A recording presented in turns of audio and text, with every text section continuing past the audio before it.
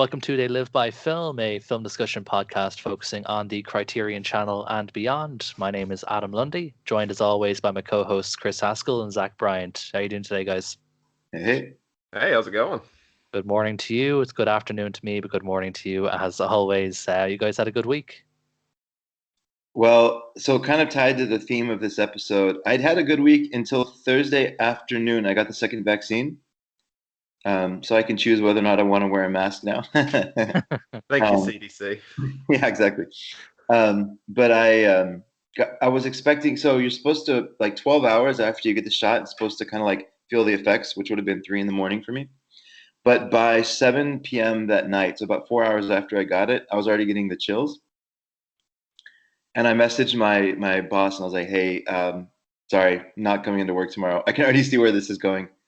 And I was knocked out, like a whole day of like just going back and forth between chills and like deep sweats and like body aches and like no hunger. It was crazy. And then the weirdest thing was I like woke up Saturday morning fine. It was the fastest turnaround. Strange. But, yeah. Anyways, there you go. Second vaccine.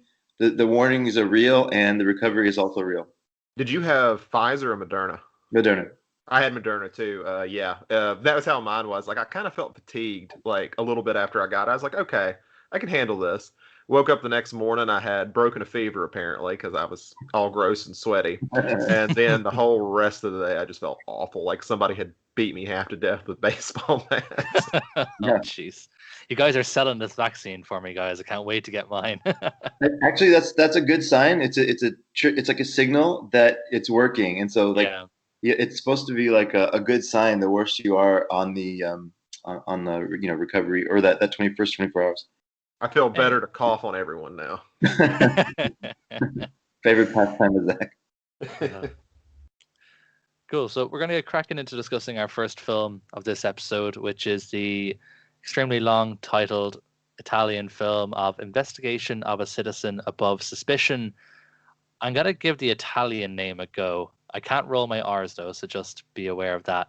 So, oh god, Indagine su un cittadino al di sopra di ogni sospetto. Yay! Now you do it, Zach. No, I will not. We've heard. And there goes our Italian viewers. Yeah. So this is an Elio Petri film from 1971. So just give you a real brief synopsis for those who haven't seen it before. Chief of detectives, who's behind the homicide section, kills his mistress and deliberately leaves clues to prove his own responsibility for the crime.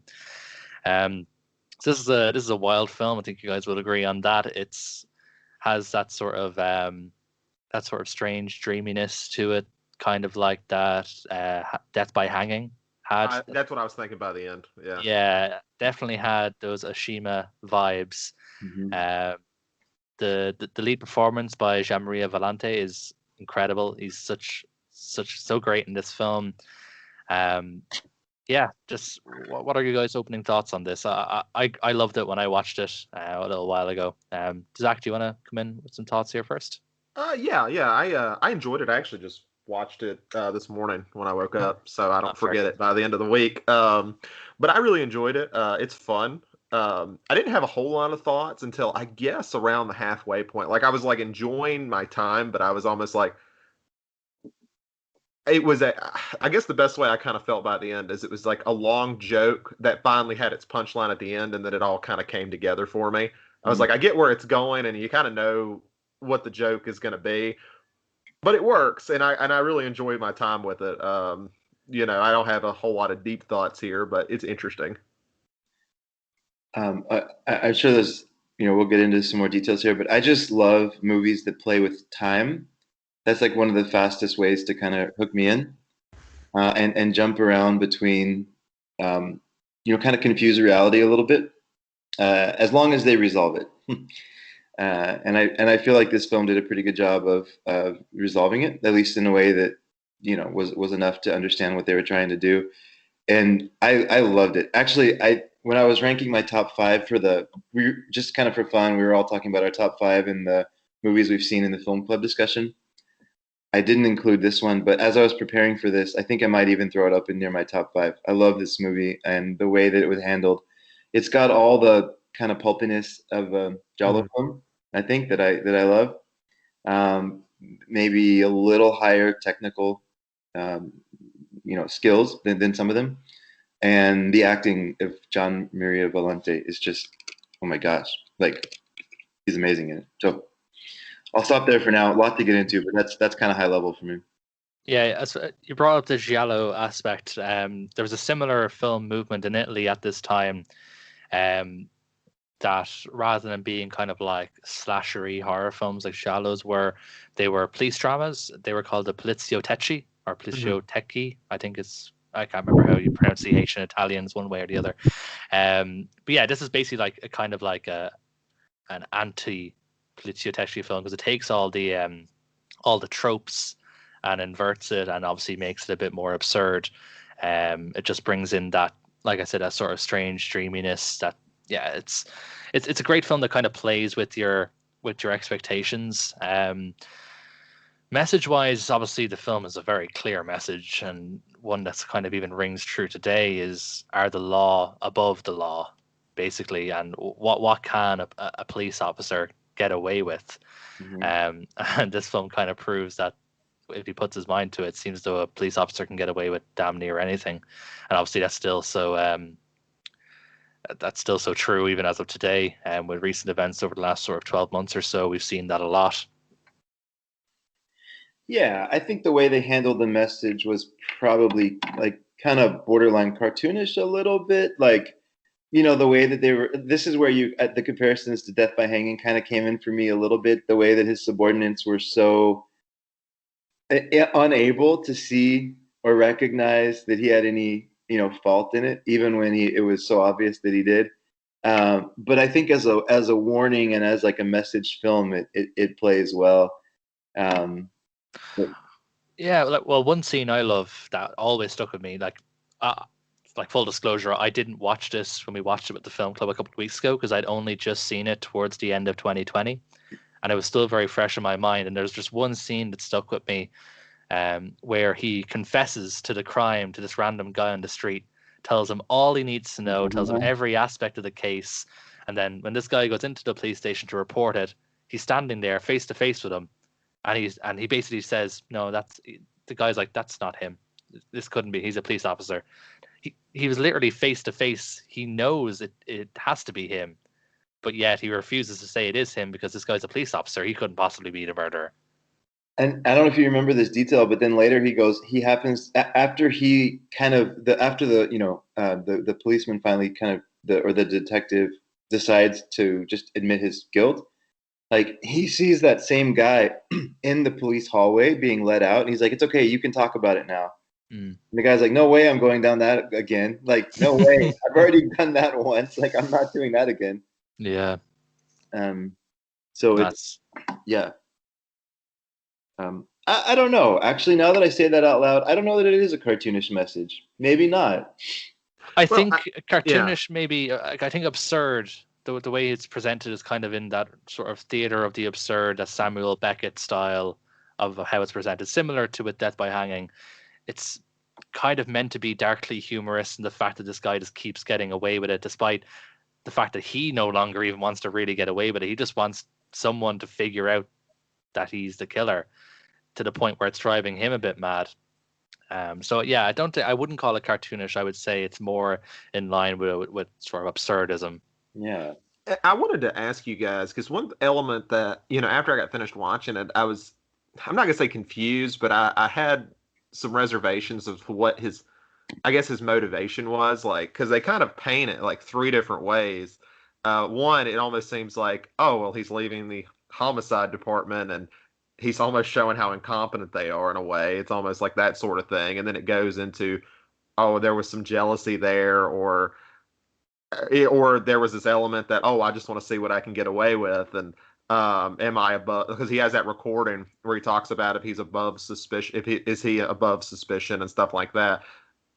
So, how did you guys read that? Because it kind of gives you like several different motivations for them, or is it just kind of just a simple mix of everything?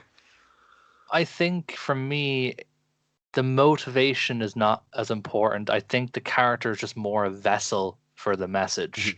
So his motivation isn't really that important because the message is that to show how incompetent the police can be and show that citizens can think that the police are above suspicion when they can be just as guilty. They're just normal people. So I feel like the motivations are less important and it's just more about he is a vessel for this message. Just to kind of build off what you said, Adam, I think that's a great segue also to talking about the extremely kind of messed up female lead of Augusta Terzi, and their relationship. Like she represented, I think, a lot of his insecurities, right? The character kind of represented and they, in the beginning, it was almost like, okay, like they have this kind of weird relationship where they do fake murders and they like take photos of, crime scenes and like it's just their thing, I guess, right? That's whatever, that's fine. Um, but then you see how it's obviously getting under his skin, and she's so vicious in her attacks on his masculinity. Um, Without spoiling too much, I'll just leave it at that. But like she's so vicious on her attacks on him as like a person and a man that I think he boiled over at some point, and like the games kind of became like real. And in that moment, he didn't, because he felt he was above the law, like he didn't have that thing that would stop him from actually following through on the murder, right? That's kind of how I read it. Like he didn't have that. Most of us would have that sort of, checkpoint in our mind of like, should I go through with this? Like, there's going to be consequences, and he didn't really have that moment of doubt around that. Yeah. Well, it's kind of, I don't have like a end result of this, but there's this kind of this idea that he does care a lot about his image. He's very well put together. He plays all the parts to being this really good cop and someone who's just got a promotion at the beginning of the film. He goes into the political circuit of it. And, like you said, Chris, she challenges that. It's almost like he's playing pretend, and that it's just almost like fake it till you make it. He has the image of it, and he believes this so much that if somebody challenges that, it kind of tears him apart as well. Yeah. That's a great point. Not only his masculinity, but she also kind of calls bluff on this idea that he's perfect and like this great homicide detective that's above the law, right? Like she directly kind of calls that out. Well, yeah, and because he's at least I mean, it's obvious he's an intelligent guy for a lot of aspects, and his police department's so terrible. They talk about how many crimes he solved. I was like, well, if they're as incompetent as he tried to make this one crime scene be, it's no wonder he was able to catch 95% of the murders in the city.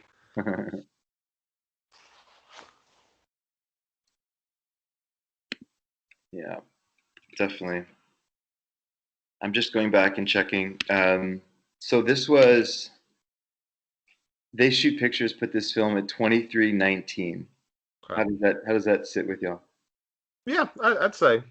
Yeah, as we covered in our IMDb discussion episode, what seems low from another list perspective is actually quite good for They Shoot Pictures, and yeah, that seems reasonable. Like I can't really think of much negatives with the film. I certainly can't think of any now looking back on when I watched it. There's nothing that really jumped out at me at the time from saying, oh, I didn't like this aspect, I didn't like that aspect. So I just got on IMDb, and this just blew my mind that the main guy is Indio from For a Few Dollars More. Didn't realize that. I did not realize that was him. So unrelated, but I was excited to learn that. Oh, that's interesting. John Maria Valente. Yeah, I didn't put it together when I was watching the movie.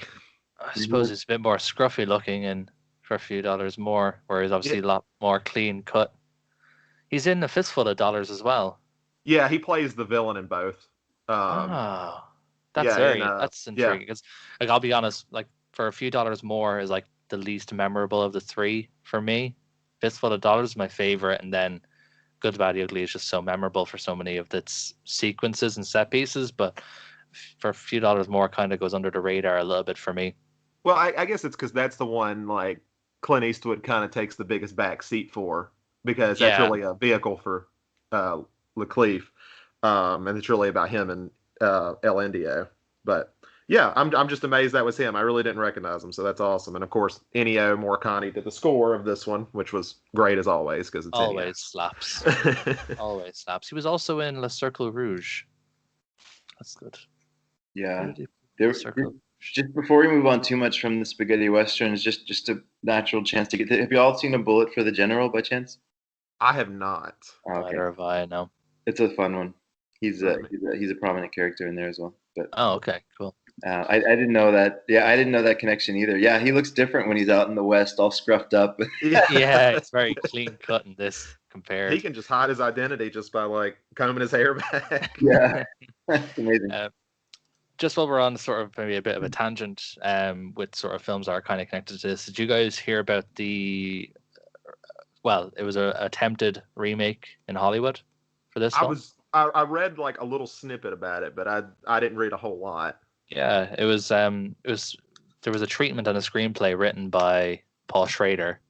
Okay. Who would have done a great pick. Yeah, I think that would have been I think he would have done a great job at this. And then the lead, they were looking for either Al Pacino or Christopher Walken in the lead. I could see Al Pacino, and actually I could see both. I could see both working. I think Walken would do it kind of differently, but I think Al Pacino would be sort of the best like for like, for Volante. Do they have a director attached? I'm looking at it here. There's this guy I haven't heard of, Andrei Konchalovsky. I have to look him up a little bit more to see if I recognize any of his films. But yeah. Let's go back to where I read something about it when I was Googling a few minutes It's on the Wikipedia page. There's actually a section on the Wikipedia page for it. It's a small section. Okay, I don't know how true this is. On IMDb, it does have it as that guy you mentioned, and as well as Sidney Lumet, which would have. Yes, I would love Sidney to do that. Yes, that would actually been awesome. So on the part of Sidney Lumet's potential involvement, that actually came later in the 90s when Jodie Foster's production company Egg Pictures were also trying to get it off the ground. So this wouldn't have been Paul Schrader's written one. This would have been one about a few years later, after the other one kind of fell through and got shelved. Sidney Lumet was attached to direct another attempted, but they never even got beyond pre-production for that one, apparently. I just want to see if Andrei Konchalovsky did anything that I know of. I would have loved to see this be like a William Friedkin movie. Yeah, that would be cool. Yeah, I could see that. Like, yeah, that would, like, Paul Schrader script, William Friedkin directed, just kind of like get real gritty. Or even De Palma. Yeah, sure. He would have brought. Well, yeah, as much as he loves Jallows, that would actually be kind of. Yeah, if you wanted to get really wild with it, I think De Palma would have been a good pick. I don't recognize any of this guy. Oh, Tango and Cash. That's pretty much. I know Tango and Cash. I recognize from this guy's filmography. Sure. I do not recognize. Actually, what year did Tango and Cash come out? Because that might have made sense. Because this was 67. This was 70, right? 89. So then Tango and Cash came out in 1989. Well, I think it's kind of interesting they wanted to remake this. I do like this movie. It's just kind of like, even when I just like was glancing through IMDb, it has like less than 10,000 ratings. I've never even heard of this until I was picking movies because this is my list. So I was just picking things like, oh, that sounds pretty cool, and just throw it on the list. Got a lot of buzz at Cannes when it came out. So I think that's probably why they felt that they could translate it to the American market. So if it got a lot of buzz in Cannes, it probably got shown a lot in the bigger cities in the US, like New York and LA. Probably showed it. I wonder if this was looked at the 90s. If it's maybe a reason it didn't really go through is just because of the Rodney King stuff. Like the police, that was a huge part of LA and police brutality, and they were probably like, this might be tone deaf to do right now. Yeah. They wouldn't be doing it now either. No way. I think it probably couldn't even be made in America now, to be honest with you. I just don't think it would swing. It would just be distasteful, really. Yeah, it's not like a topic that people really want to explore philosophically right now. Yeah, I mean, I'm going to bring up Spiral since I just saw it last night, and they what I thought was interesting about that is they do try to tackle that somewhat, but they kind of do it with kids' gloves.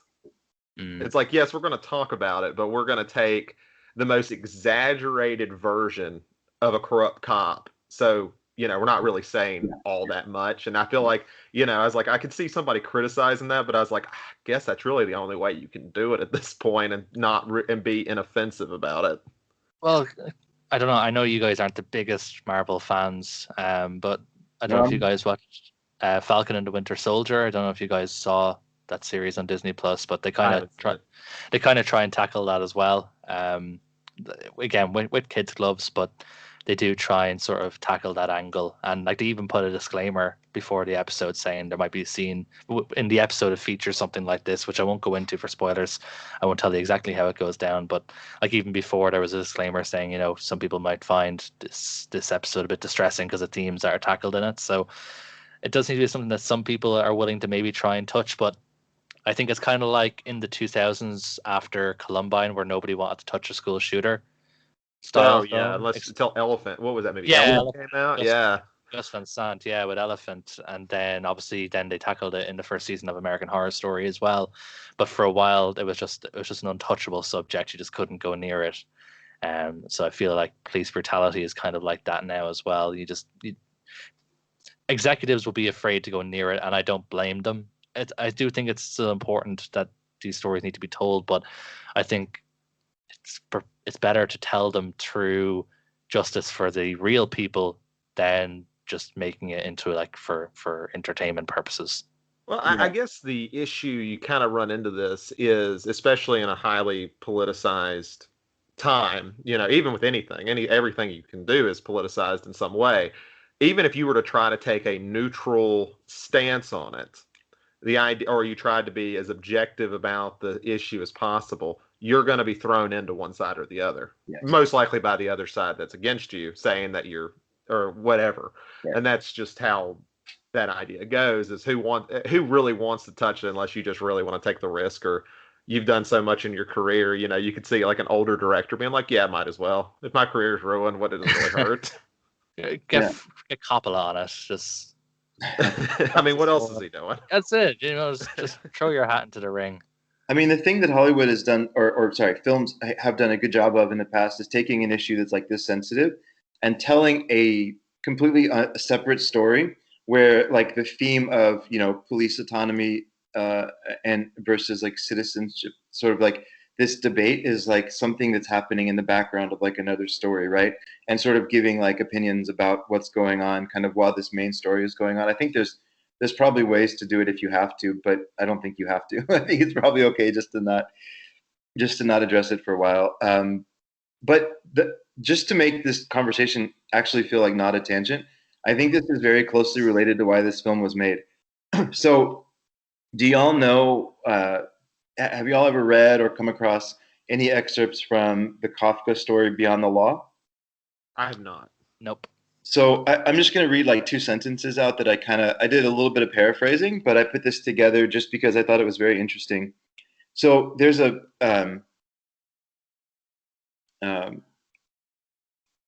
courtroom, I guess, debate going on in one of Kafka's novels, and this section is called Before the Law, and it says in a dialogue between someone upholding the law and someone looking to sort of understand the law, lies and deceit cover every discussion and interaction between both people, between the person who's in the law and the person looking to like learn about the law. It becomes impossible to separate the career advancement, sense of duty, and interpretation of the law from the lawkeeper, because they are all like these are biases the lawkeeper has, and impossible to understand if the citizen is ultimately superior or in deference to the lawkeeper, right? Because there's this whole thing about like the police are there strictly to protect the citizens. So in that way, like the citizens actually are superior, right? And the way the story plays out, there's like this person coming in to inquire about the law is told that if they are allowed past this door, there's like a gatekeeper essentially, and they are allowed past this door, but if they get past there, each subsequent door is held by a stricter and stricter gatekeeper, and like there's it becomes, it's going to be impossible to get to the center to really learn about the law. And what you learn as the story goes on is that the person who's the gatekeeper, they're kind of doing some interpretation. They don't actually know that much about what's beyond that door, but they're kind of given like a specific set of instructions just to try to keep people out. And so it's just this interesting kind of interplay between the person upholding the law and the citizen, where you realize that they're both acting on their own set of opinions and beliefs without evidence or complete facts and their own interpretations of what they're hearing. And that was like the foundation for, if you saw that, I think it was near the end of the movie, there was a quote from this movie. That's what turned me on to it, or from this novel. That's what turned me on. Oh, I didn't realize that's where it was from. Okay. Yeah. Okay. And so I started reading it, and I thought it was very interesting to kind of see that like it was all about perception and interpretation. And I think that the woman kind of represents somebody who was almost like outside of the situation. Like she was just kind of like calling it as she saw it. Like she was maybe the only honest one, even in all her eccentricities and kind of abuse. She was maybe the most honest one, and everybody else in that story was kind of playing a role, playing a part. So, anyways, I would see that would be one compelling reason why they'd want to remake it. Maybe there's a slightly different retelling of, Kafka's vision. I don't think you could make a 90-minute movie of a conversation between somebody at a gate and someone. No, it probably wouldn't. It's probably better on the written word than it would be on the screen. Though I like the movie Locke, and that's just a guy sitting in his car talking on the phone. So who knows? Yeah. But anyways, there's a little bit of a, kind of a deeper foundation, I think, for what prompted this story, or at least what made director Petrie decide to include that quote, maybe for some context. Well, law is kind of an interesting concept in general. Like you were kind of talking about, there's these biases and there's these roles. Even I don't know if that's the exact word used, but there's roles we all play, like how citizens view law and how law keepers or judges or lawyers, how they view the law. It's kind of like this idea when I was taking law classes, is the hardest concept to kind of wrap your head around is the difference between moral guilt and legal guilt. The idea that, for instance, O.J. Simpson, let's just, I'm gonna put a hot take out here. I think morally he's guilty, and so did the civil court. However, legally he's innocent because we couldn't establish an actual event that happened. There is, in every sense of the word, we can talk about all day how he killed Nicole Simpson, but at the end of the day, he's an innocent person, or was until he did armed robbery and was found guilty for that. But it's that sort of concept that a lot of people struggle with, this idea that, oh, well, like a defense attorney's trying to get their scumbag a defendant off, and the real thing is they're trying to do what's right by that person because that person is truly that innocence. And this is just an example of a disconnect that people have in general compared to people in the system. And it's that idea, should the citizens warp that system to better, because they're the ones that end up on trial. So it's like there's always this push and this pull. And I'm probably going to go off on a tangent because I'm trying to oversimplify a lot of things we did in law school. Well, not law school, but my law classes. And it's an interesting dichotomy that really comes out of it. And I think now that you mentioned that, I think that is kind of an interesting way to look at it. But this film kind of did it just from the police standpoint and kind of their weird relationship as in-betweeners. Like, there's the citizens and the law, and they're kind of right dab in the middle. Yeah, I mean, would people sign up to be a law, well, I was going to say lawman, but law person, law, protector of the law? They do declare an oath of servant, or to be a servant to the public, right? So that is how it starts. Just like a doctor takes a Hippocratic oath, like there's a similar oath for police force, right? And I think that shouldn't be lost. Like that is, the intent is there, and it's true. And anyways, I know several police people on the police force. So I'm tempted to go on a deep tangent here, but the job gets tough in the day to day of if you're serving the same area and you see the same type of people day in and day out.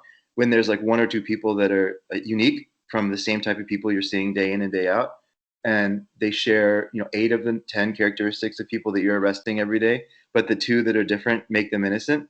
Like it just becomes over time it becomes muddy to make that distinction quickly.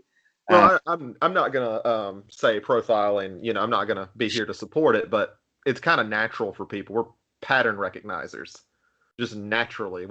We see things like, well, I've seen this before. I do this before, so therefore it's true, even if it's not. Then I think that's a lot of the biases you're talking about.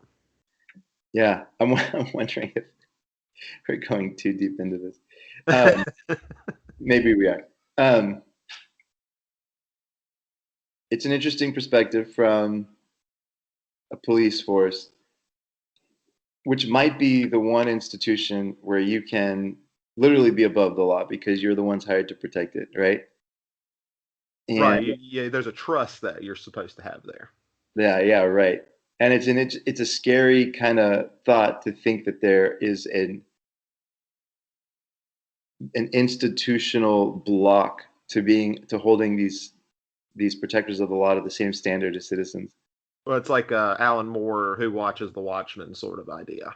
Yeah, exactly. Yeah. All right, welcome back to Collection Corner.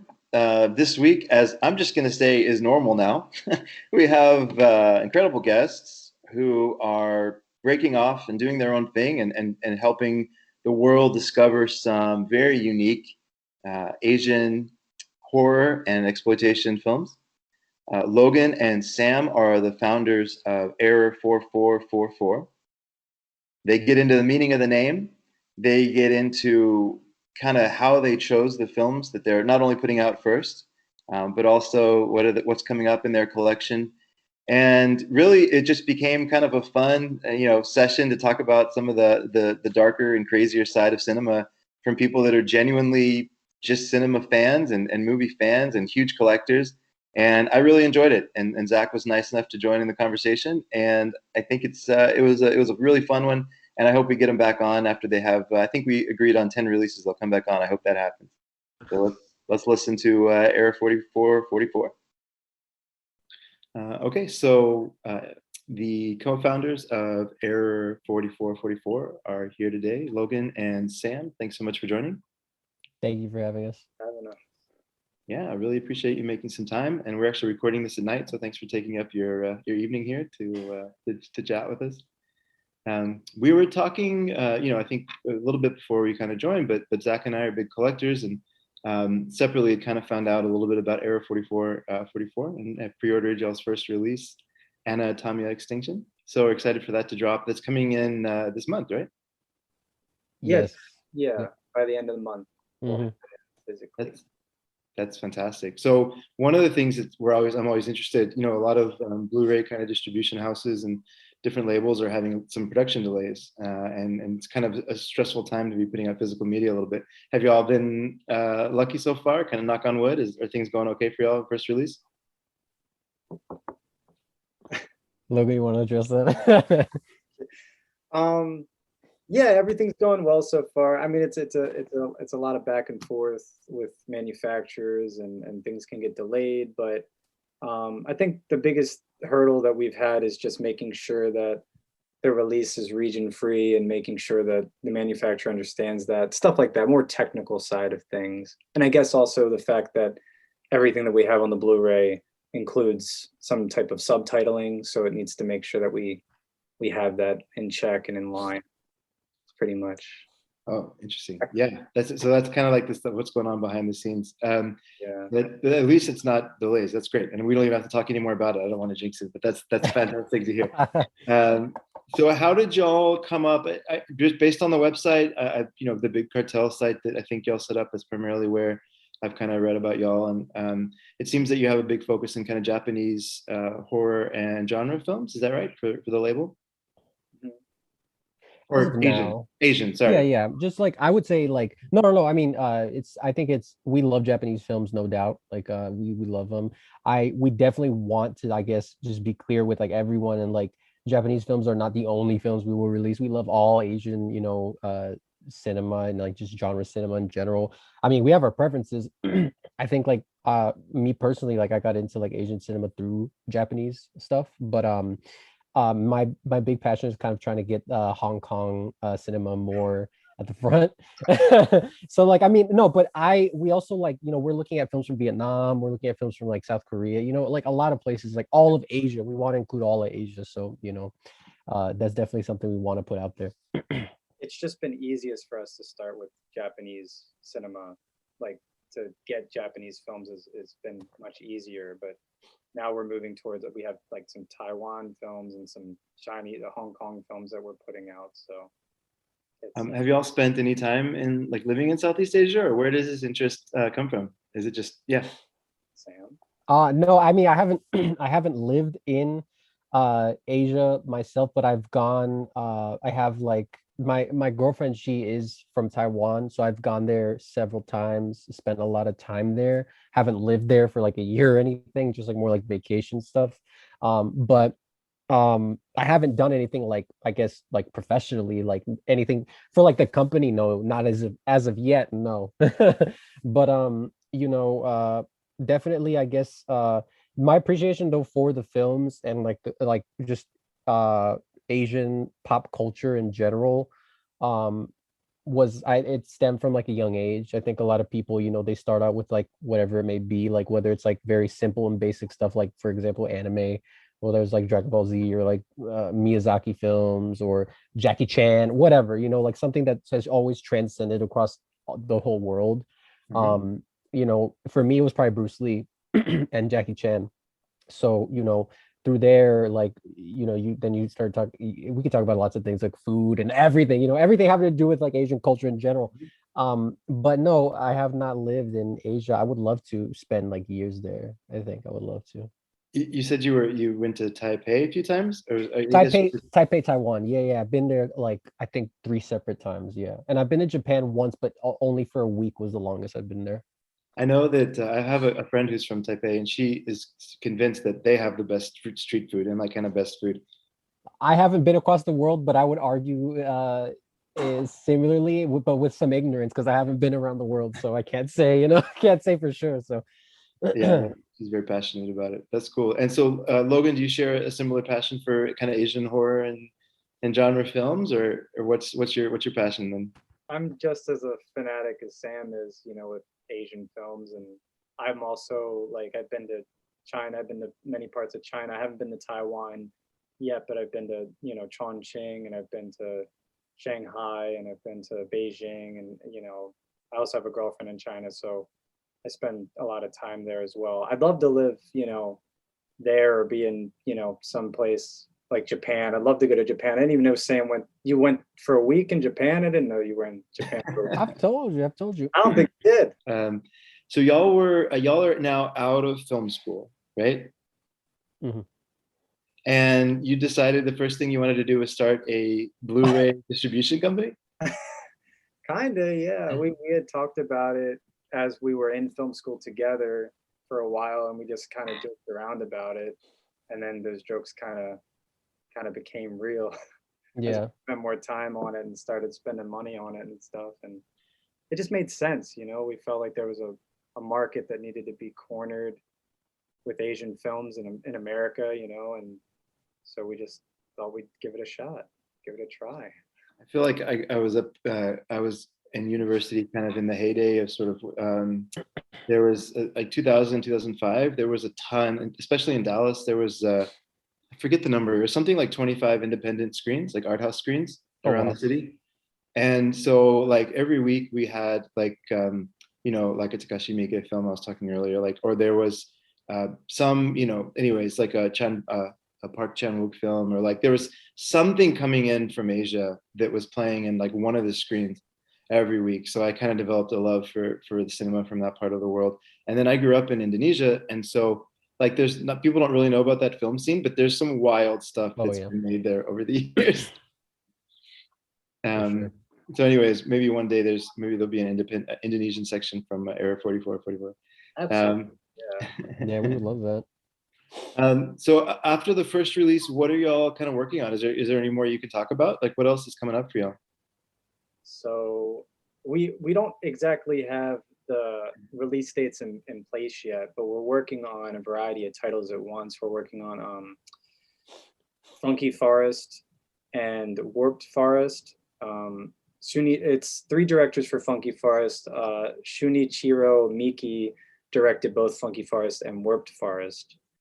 So we're working on those together with the three directors. And also Third Window from the UK will be releasing that there, and we're releasing the version in the US and Canada.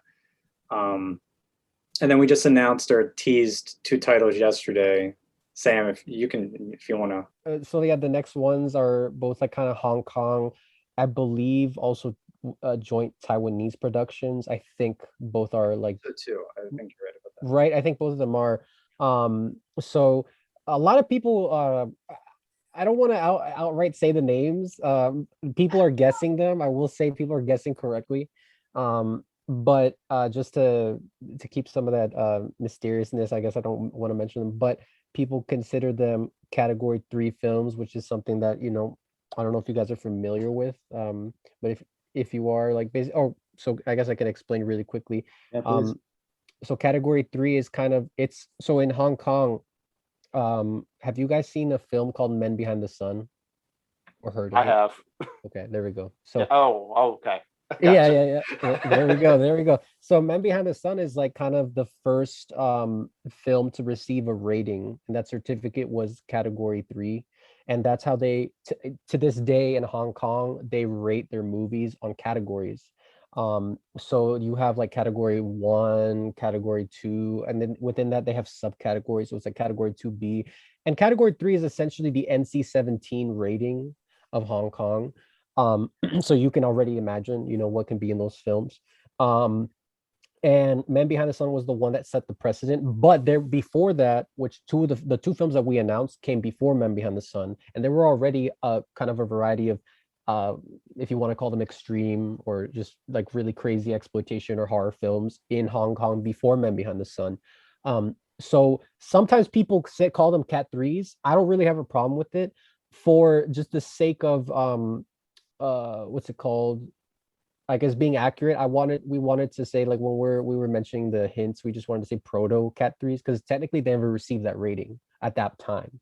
So we just kind of wanted to stay true so that also some of the older people who've been in that for years before even we have, so that they don't get on our cases about it either, because we don't want to upset anyone. Yeah, sure.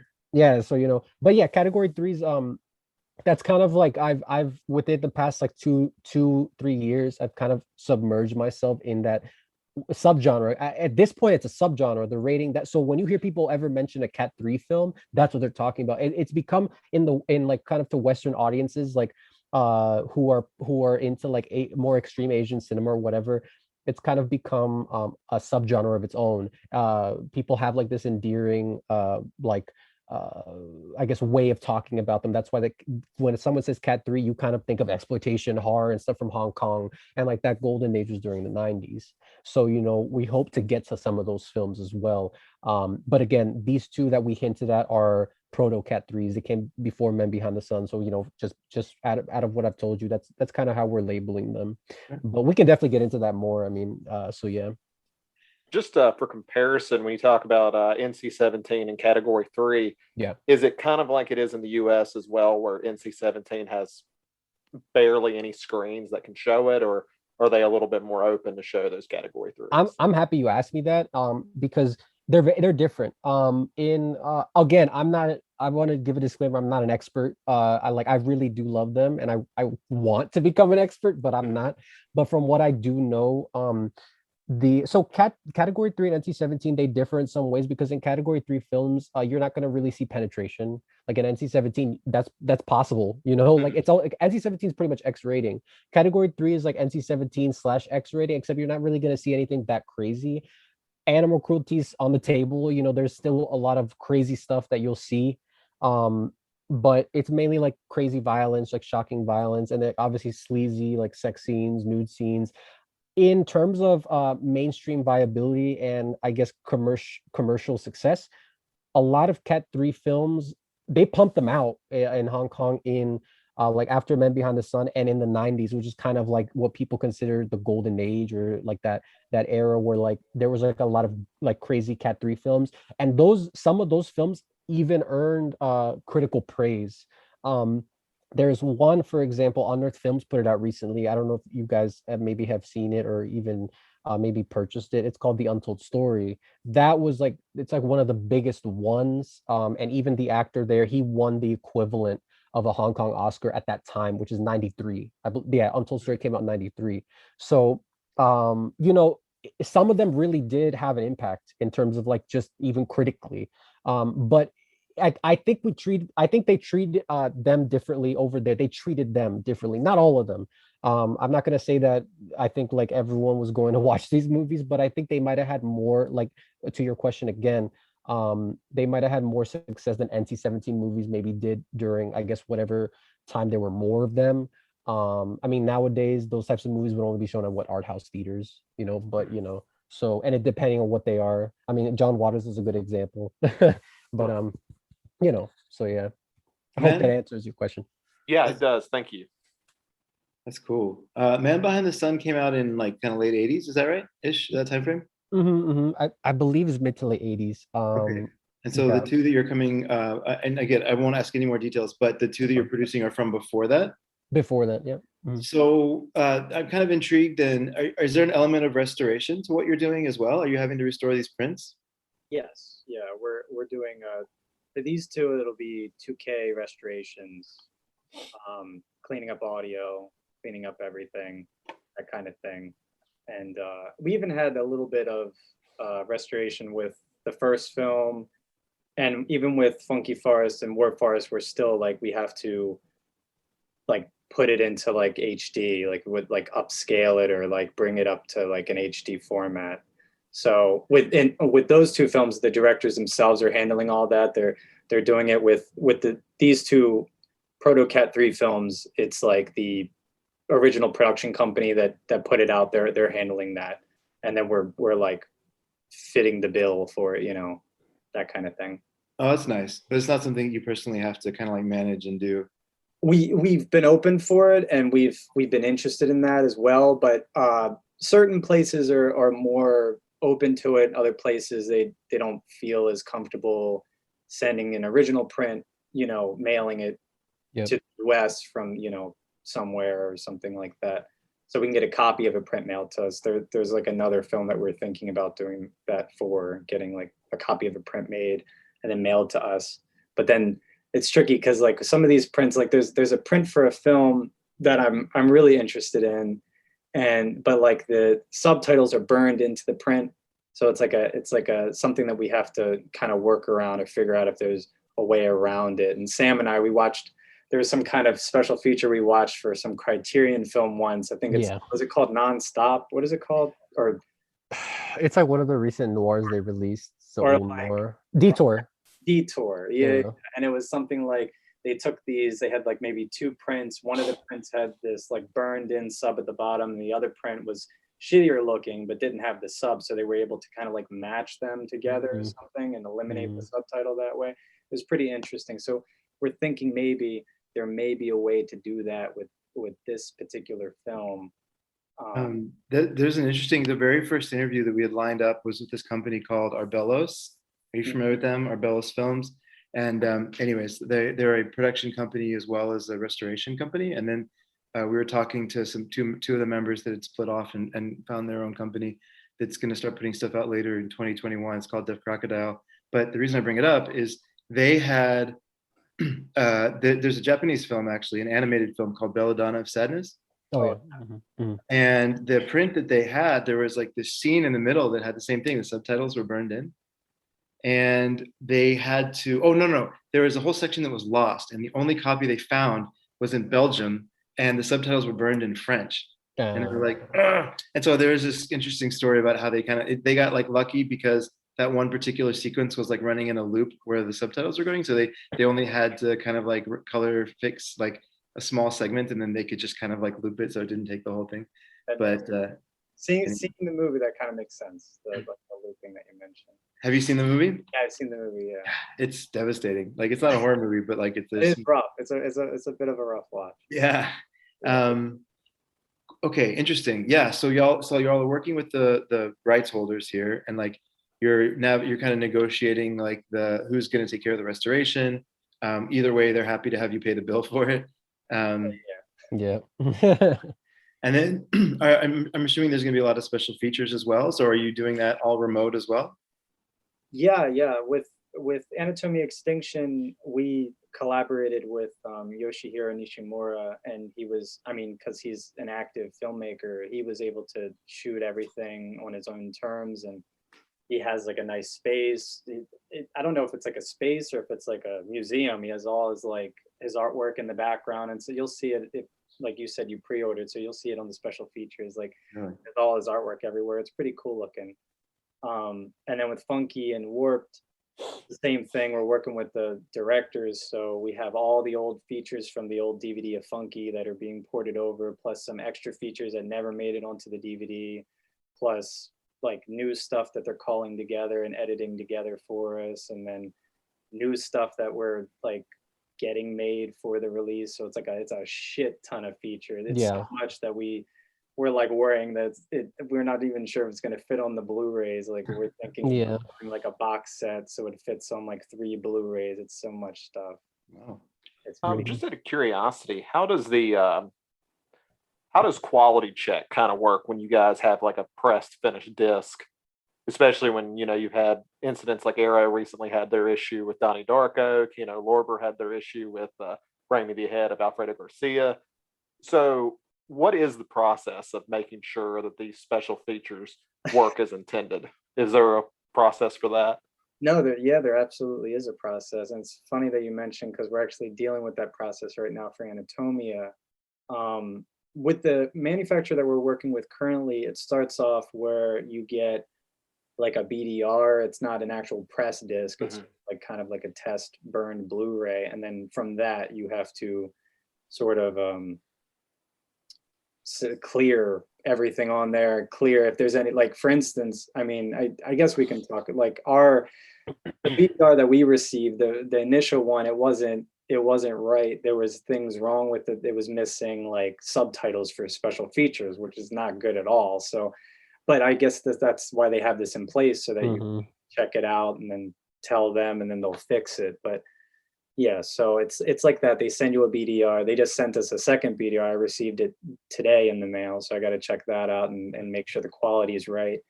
And then from there we move on once everything's like everyone's satisfied. And then they'll send us a pressed one. I guess because that costs more, they won't send that one first. And then once we get that, then we can approve that, and then move on to the final stuff. It's a bit of a process, and just making sure that they understand. It's mostly for us, it's just making sure they understand the region ABC thing is what it is recently. Yeah. Because it's been like a little tricky with the person we're dealing with one-on-one. Do you have to negotiate that? Because I know it seems like there's a contract like, you can't do certain regions. Is that up to, I guess, the rights holder in this case? Right. Yeah. So that's something that you would negotiate with the rights holder, the filmmaker, or whichever company has it. And then it like for Funky and Warped, we've been working on that since I would say October of last year. So it's been a while in the making. So I don't know if we were the first on the scene. I like to think that we were on the scene. And then Third Window and French company, what's her name? Spectrum. Yeah. I think like they came in as well, but either way, we all kind of like came together. And so like with that, it's like, since there are already other companies involved, we know for a fact we can't have it be region free, because Windows involved and such. But with some of the other titles, like the 2 that we just announced recently but haven't directly said their names, those 2 like will be region free, because we went out of our way to seek out those titles specifically and to kind of pull them up from the ground. And so when we made the contract, we kind of we did all that ourselves, so we know that we control that, like all the regions in that way. Okay.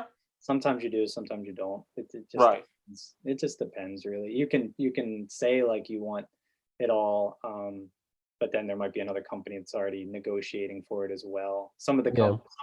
we've been going after some films here, and we find out that there are other North American companies that are trying to get the same film. We're like, oh god, and it's like kind of this race to get it. Like there are two other films that we want next. Sam really wants them. They're like his favorite film of all time, one of them. We really want to get those.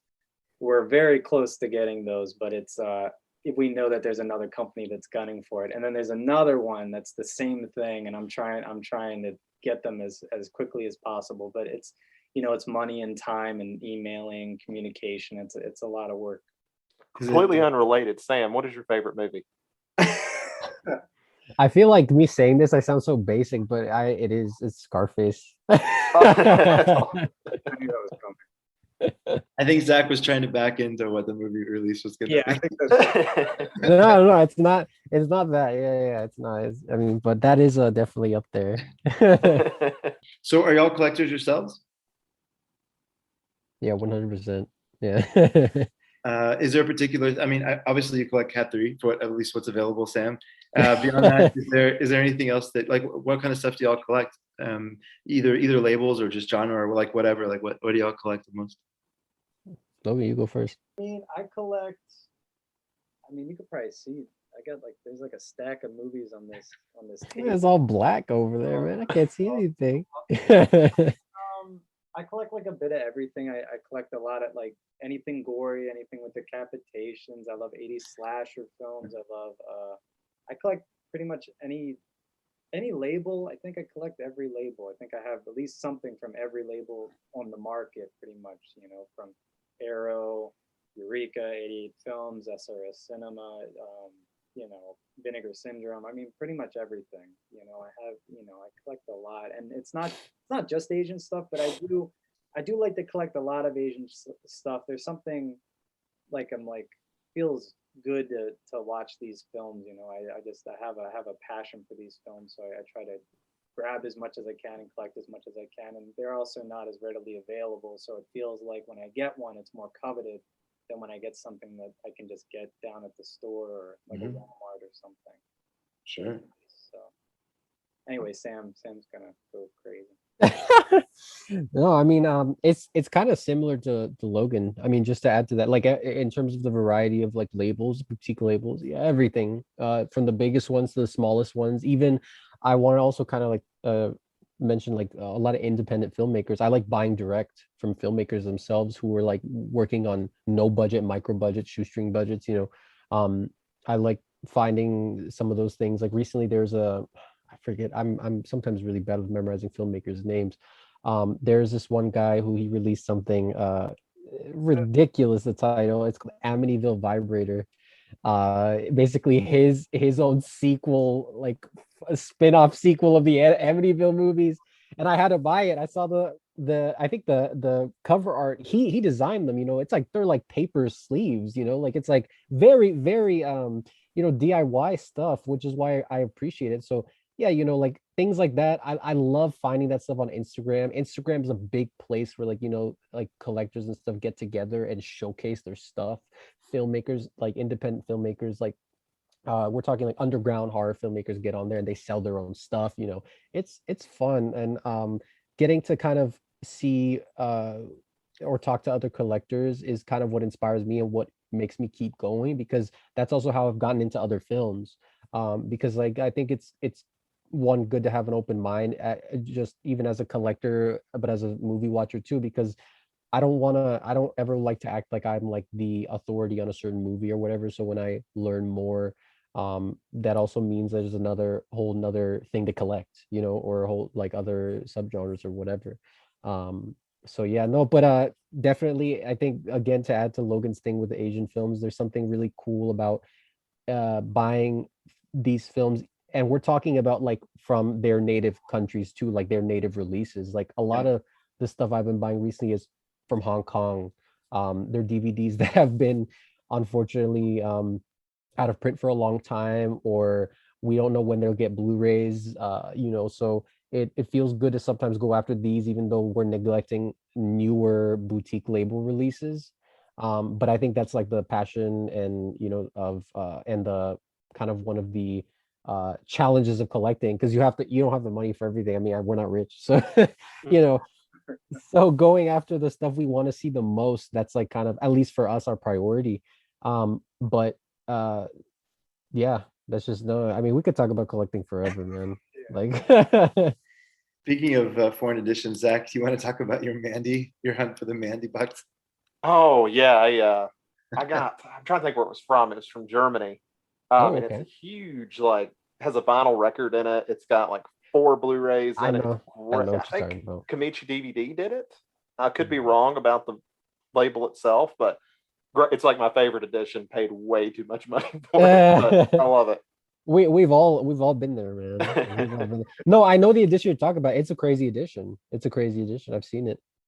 Zach, is there anything else you kind of wanted to ask? Or I feel like we covered a lot from the production side, covered future releases, covered y'all's passion for collecting. I'm trying to think if there's any topics that I'm not thinking of.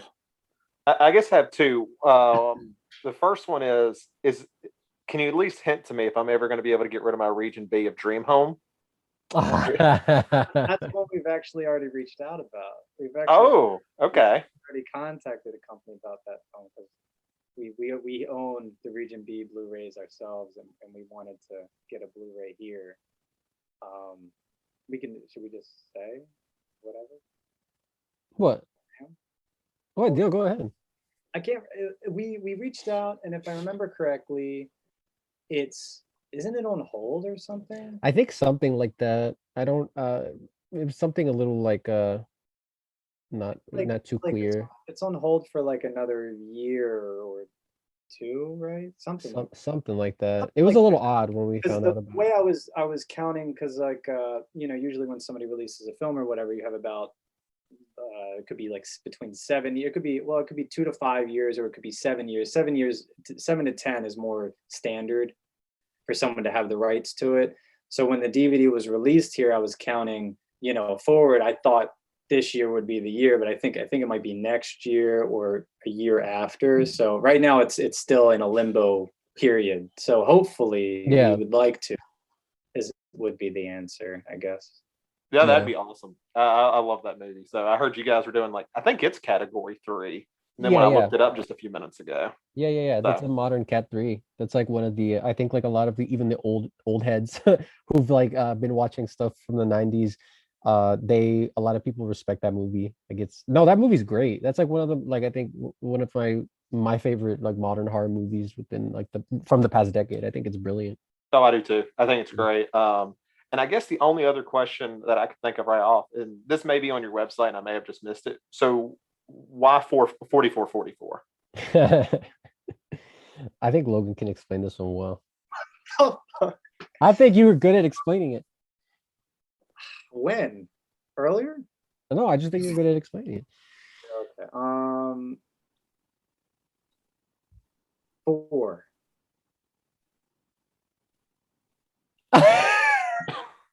Yeah, perfect. Yeah, there we go. I think that explained it all. There we go. Like so like in Asian countries, 4 is like, it's seen as like having bad luck, like how 13 here is like a bad luck number.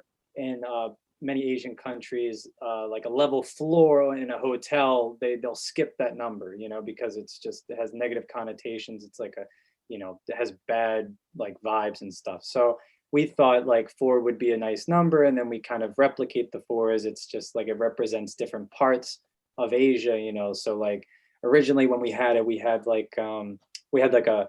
air, and then we had 4 4s, but they were from different parts. Like we had a 4 in Korean, and a 4 in Chinese, and 4 Japanese, and a 4 in like Thai or something like that. So it was like, that's what it's like more meant to represent, kind of like we're showing off these kind of like films that have been locked away, and they're more like horror centric, but we're open to like all different types of films, but yeah, stuff like that. Yeah, really quickly, just to chime in about the whole air thing was just like us playing around. It's like a really cheesy thing, right, where we were like thinking of like fucking old ass Microsoft computers were like Windows computers where you would get the error. It would say like error Error code 404. 404. Yeah. So like we like messed around and we're like, what's just all the bad luck stuff? What's all the like bad stuff that you would get? So error 4444. So that all paired together, we thought was a cool like little thing. Mhm. Oh, that's awesome. That's really cool. Thank you. So the one other thing I'm thinking of is on the website right now. It shows as of May, what are we at? 5th? Oh, Cinco de Mayo, of course. So as of today, when we're recording, there's just like 80% is sold out, right? Ahead of release. I think we're at 86%, but I have not updated it quite yet because I just was waiting, to maybe get to the 90 and then I would probably update it. Yeah. We're at 86% sold out, which is cool. This is awesome. Yeah, that's fantastic. So I was going to ask, like, if you have the rights for, you don't have to like get into it, but if you have the rights again for that 7 to 10 year kind of time frame, do one of the things I thought was really interesting about what's the name of the company? Cauldron Films. Are you familiar with them? Kind of a newer label as well. Yeah. So they did like the slipcover limited edition, and they did like the standard edition, and they did like the VHS box, and then they're gonna do like right. So they're getting really creative with like the packaging and stuff. Are y'all gonna kind of do some stuff like that? Like, are y'all gonna do multiple editions? We've discussed we've definitely discussed having a standard edition of our releases down the line. It really depends on like how quick they sell, if they sell, that kind of thing. And then I know for Anatomia, Sam and I had like some like ideas for the future, possibly if we could, do some stuff future with Yoshihiro that we could pair that we would do like a bigger, cooler thing. But that's all tentative, I guess. But Yoshihiro is like he's a dream. So like working with him like all been great, and we'd love to work with him in the future too. So just a matter of time when things get finished, and yeah. Fingers crossed on Tokyo Gore Police getting a release from now. You don't have to comment, but that'd be awesome.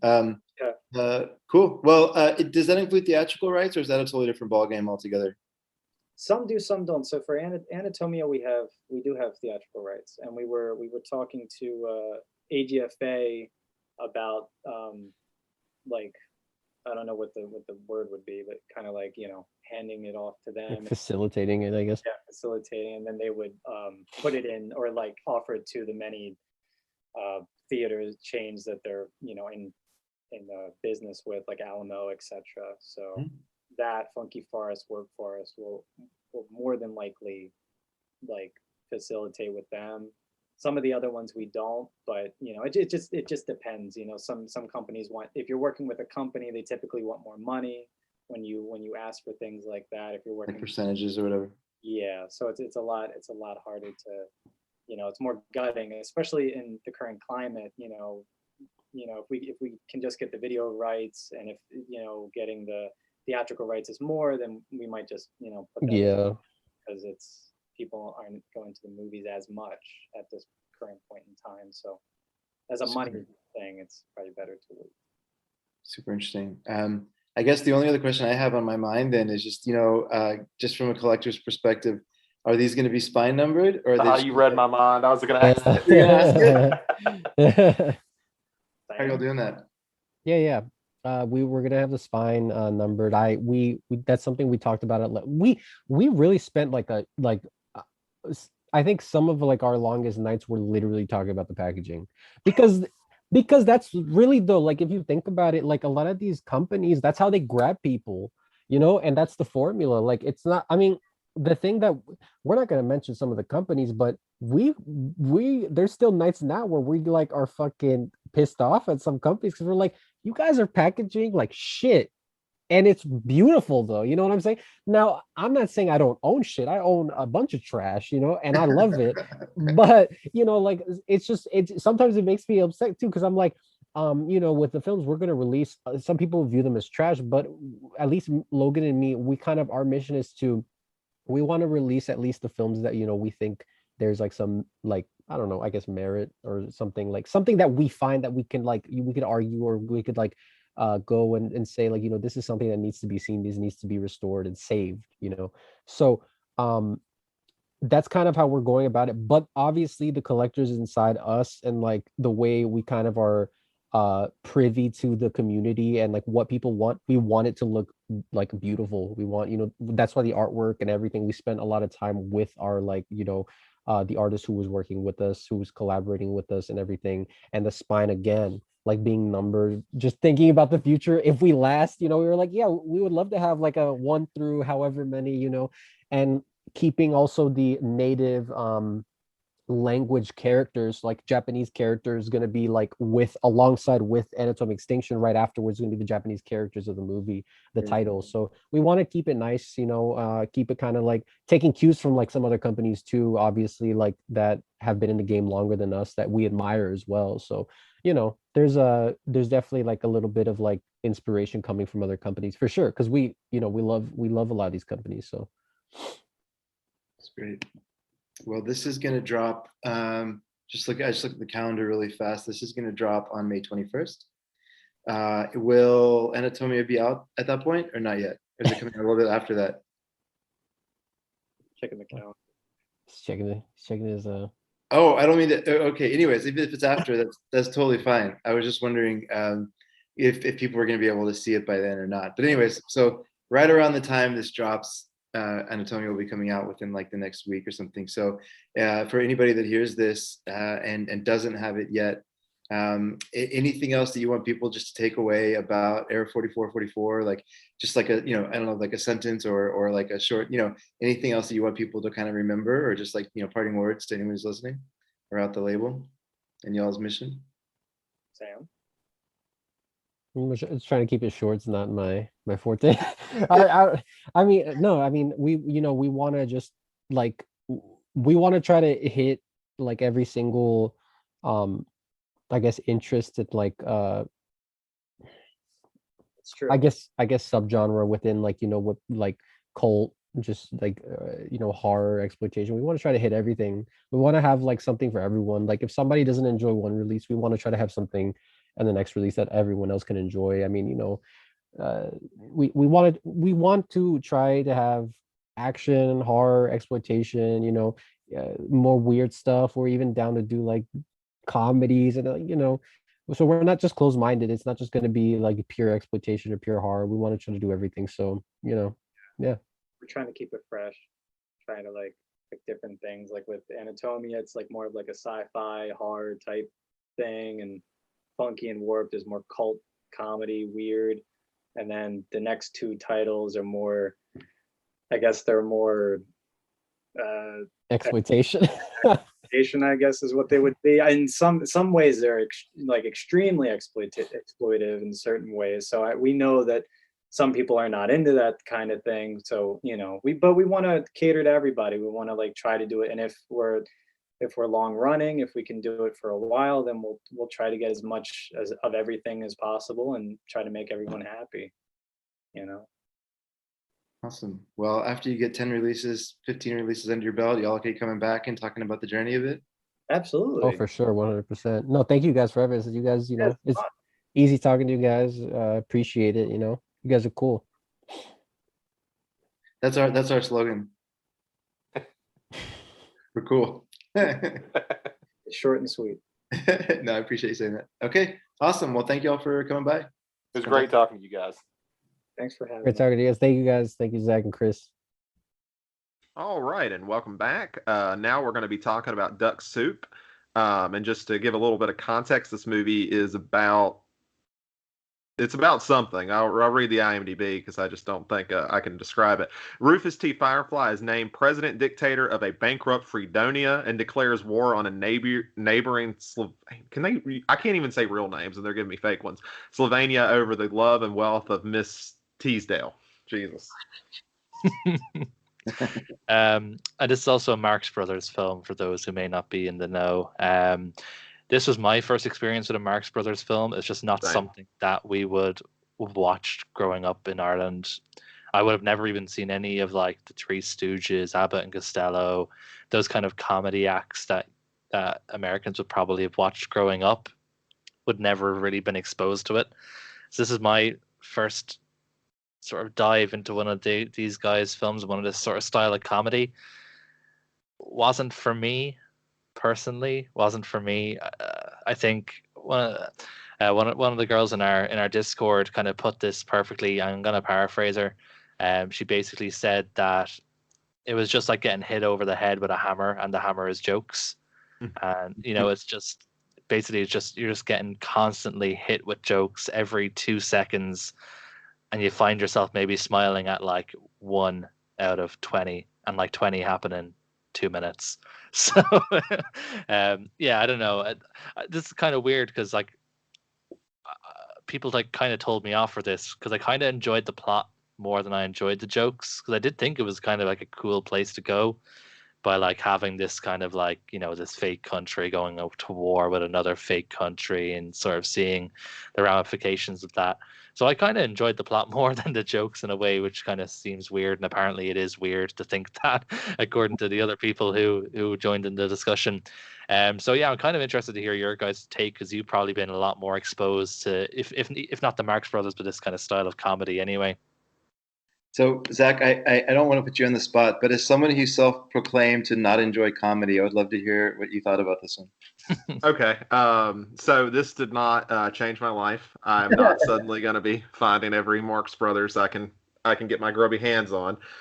There were some jokes that actually did work for me, but just like Adam was talking about, there's so many of them that if you don't get some that work, you are not a good comedian. I mean, you put out that many, you're literally throwing things at the wall until it works. And the ones that do work, I think, are really funny. Probably my favorite joke was one where he's talking. I guess it's Miss Teasdale. I can't even remember now. But it's like I can see you now, bent over a hot stove, but I can't see the stove. It was the best joke of the thing. I thought it was hilarious. And in that, it kind of reminded me. I love Rodney Dangerfield. He's one of my favorite like stand-up comedians. Mm-hmm. It reminds me a lot of him, but maybe a little bit cleaner. But that's what it reminded me of. Like the jokes that worked, I was like, Rodney Dangerfield. I feel like he was highly influenced from this, and apparently Rob Zombie was too, since he took the name Firefly for the Devil's Rejects, and that was a plot point for some reason. But yeah, I mean, I had fun. I'll probably never rewatch it, and I'm not like in a rush to watch another Marx Brothers film, but it was there. I think Groucho is probably definitely the funniest of the lot. He did have some good one-liners. The spies were so annoying. I could not wait till they were off screen. Zeppo Marx is my least favorite of anything anywhere. I just. Which one is he? Is he the mute one? He's the mute one. Okay. My God, he annoyed the crap out of me every time he was on. Because nothing he was doing was funny. He just came across as an asshole. Exactly. Like, he was just being horrible to everyone, and we're supposed to find it funny. The part that really ticked me off was when he got and sat in the guy's orange juice that he was selling, and he just got in and sat in the vat of it, and I was like, you absolute prick, this guy's livelihood. Like, why are you doing this? Yeah, at least Groucho was like an asshole to people who kind of deserved it. I just like that he had good one-liners. Like, you mentioned one of the jokes you really liked. The one that were actually, probably the only one that made me laugh out loud was towards when they're in the battle sort of scene, the sort of latter half of the film. And they're basically saying that one of his generals comes to him and says, oh, we need trenches. And it's like, oh, we don't have time to build trenches. And he hands him some money and says, go buy some trenches then. And I just thought that was really funny. That got me. It kind of hit me in my funny bone. So not to be an asshole, who you're talking about is Harpo. Harpo's the silent one. Oh, is it? Okay. Okay. It's okay. Oh, you're right. I was just rereading my review and I just saw Zeppo jump out. It is Harpo. You're right. No, all good. So I think this is in 2021. I don't know. Like, this is my first Marx Brothers film too. I don't know that these jokes feel fresh anymore, right? Like, I don't know that there's any joke in this movie that feels like fresh. And that might not be fair to judge it that way. I completely agree, because it only feels like that because these jokes have been copied. Yeah. For the last, nearly 90 years. Yeah. And this is between the world wars. So that's how old this is. Yeah, it's 1933. I think that people were probably ready to laugh at a look at, like, kind of a crazy look at war. But I feel like this felt a lot like Monsieur Hulot's Holiday to me. Not anyway, other than a movie that was, unique in its time, probably did some things that were extremely innovative in its time that hadn't been seen before, and probably got some huge belly laughs in their time, and maybe now are just more kind of, like to be respected and not necessarily like for the purpose of laughing a lot, right? Like if you've seen, like you said, Rodney Dangerfield or like Seinfeld, can you imagine? Like there's so many comedians that basically are like copies of different characters here, right? Yeah. And they played heavily off of vaudeville, which vaudeville in itself has inspired like so many types of stage plays and comedies and comedy tropes, and like, so like Harpo is not funny but super talented, right? Like this was apparently the only movie where he doesn't play the harp, or there's another instrument that he plays in like every one of his movies, and he's like an extremely talented musician, um, like classically trained, kind of musician.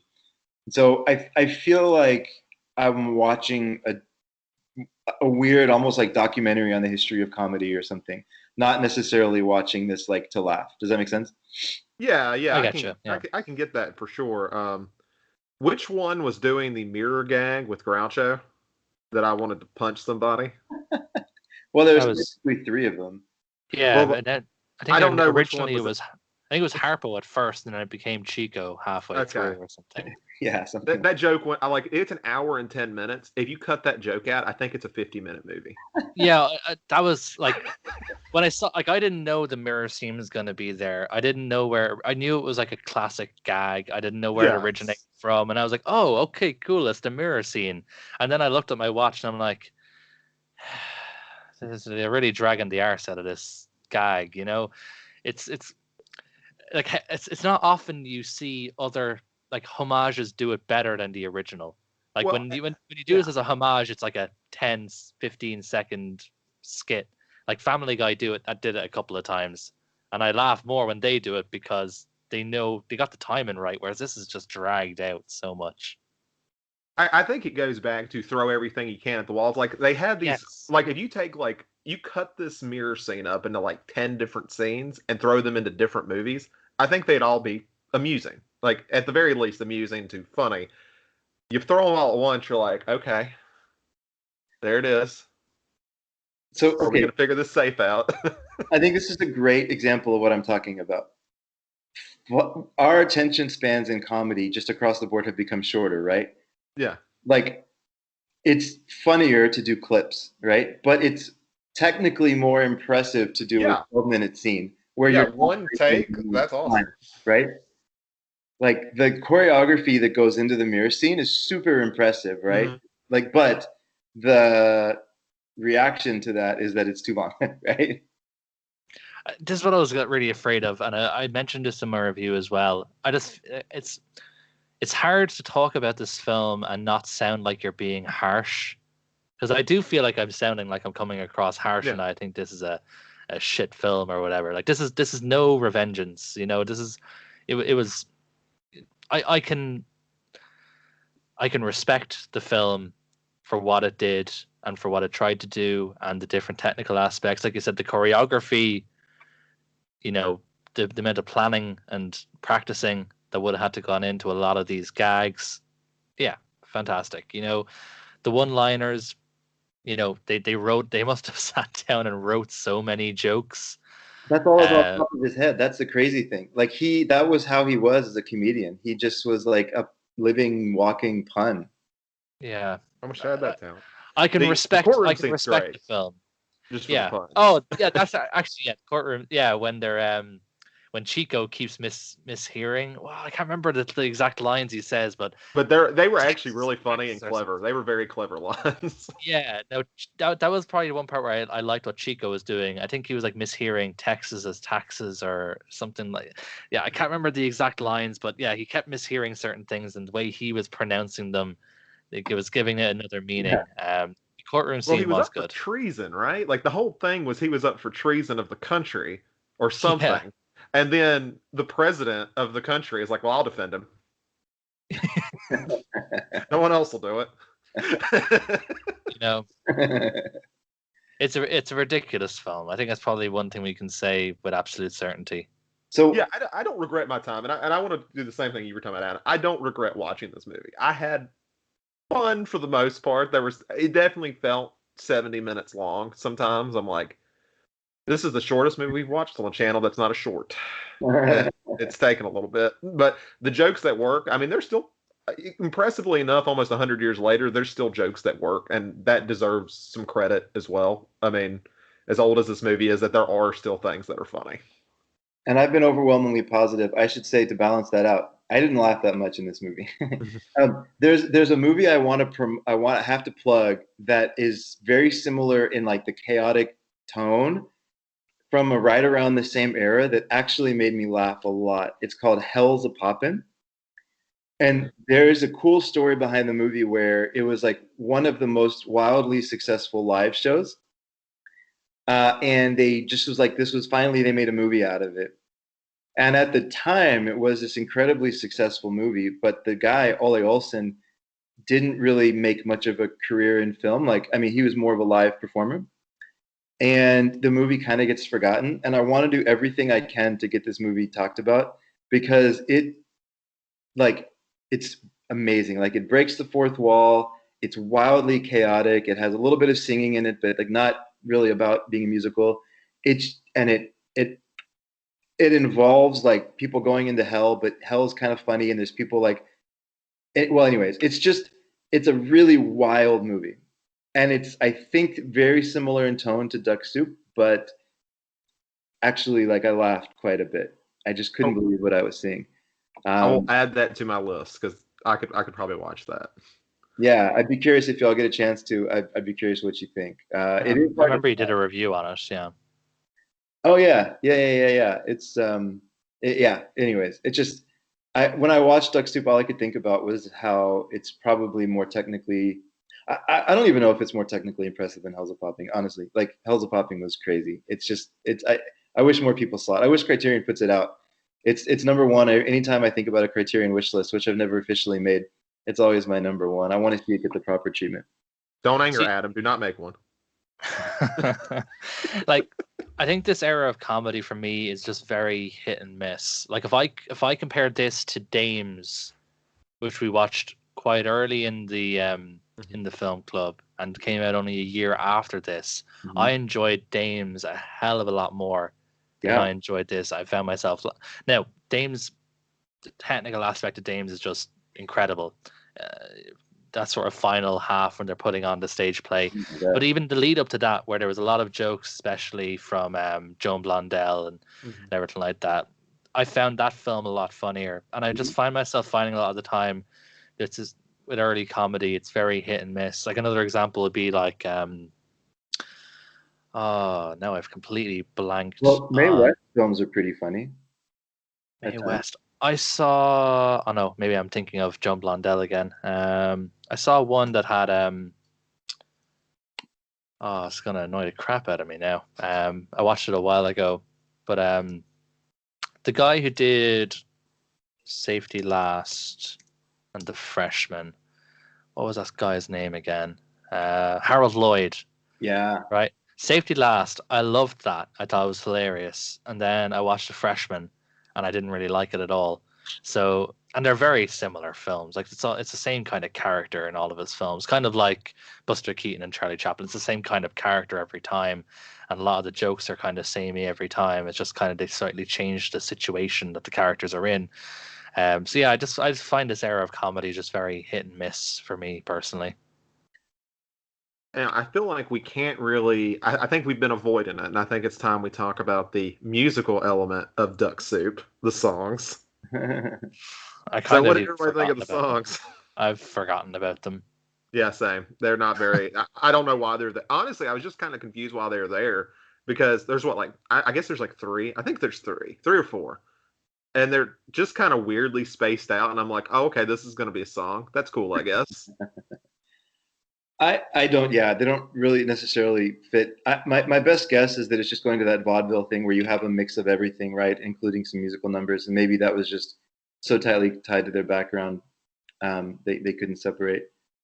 But yeah, I'm not gonna. They were not necessarily funny, and kind of out of place. They Which, were, yeah.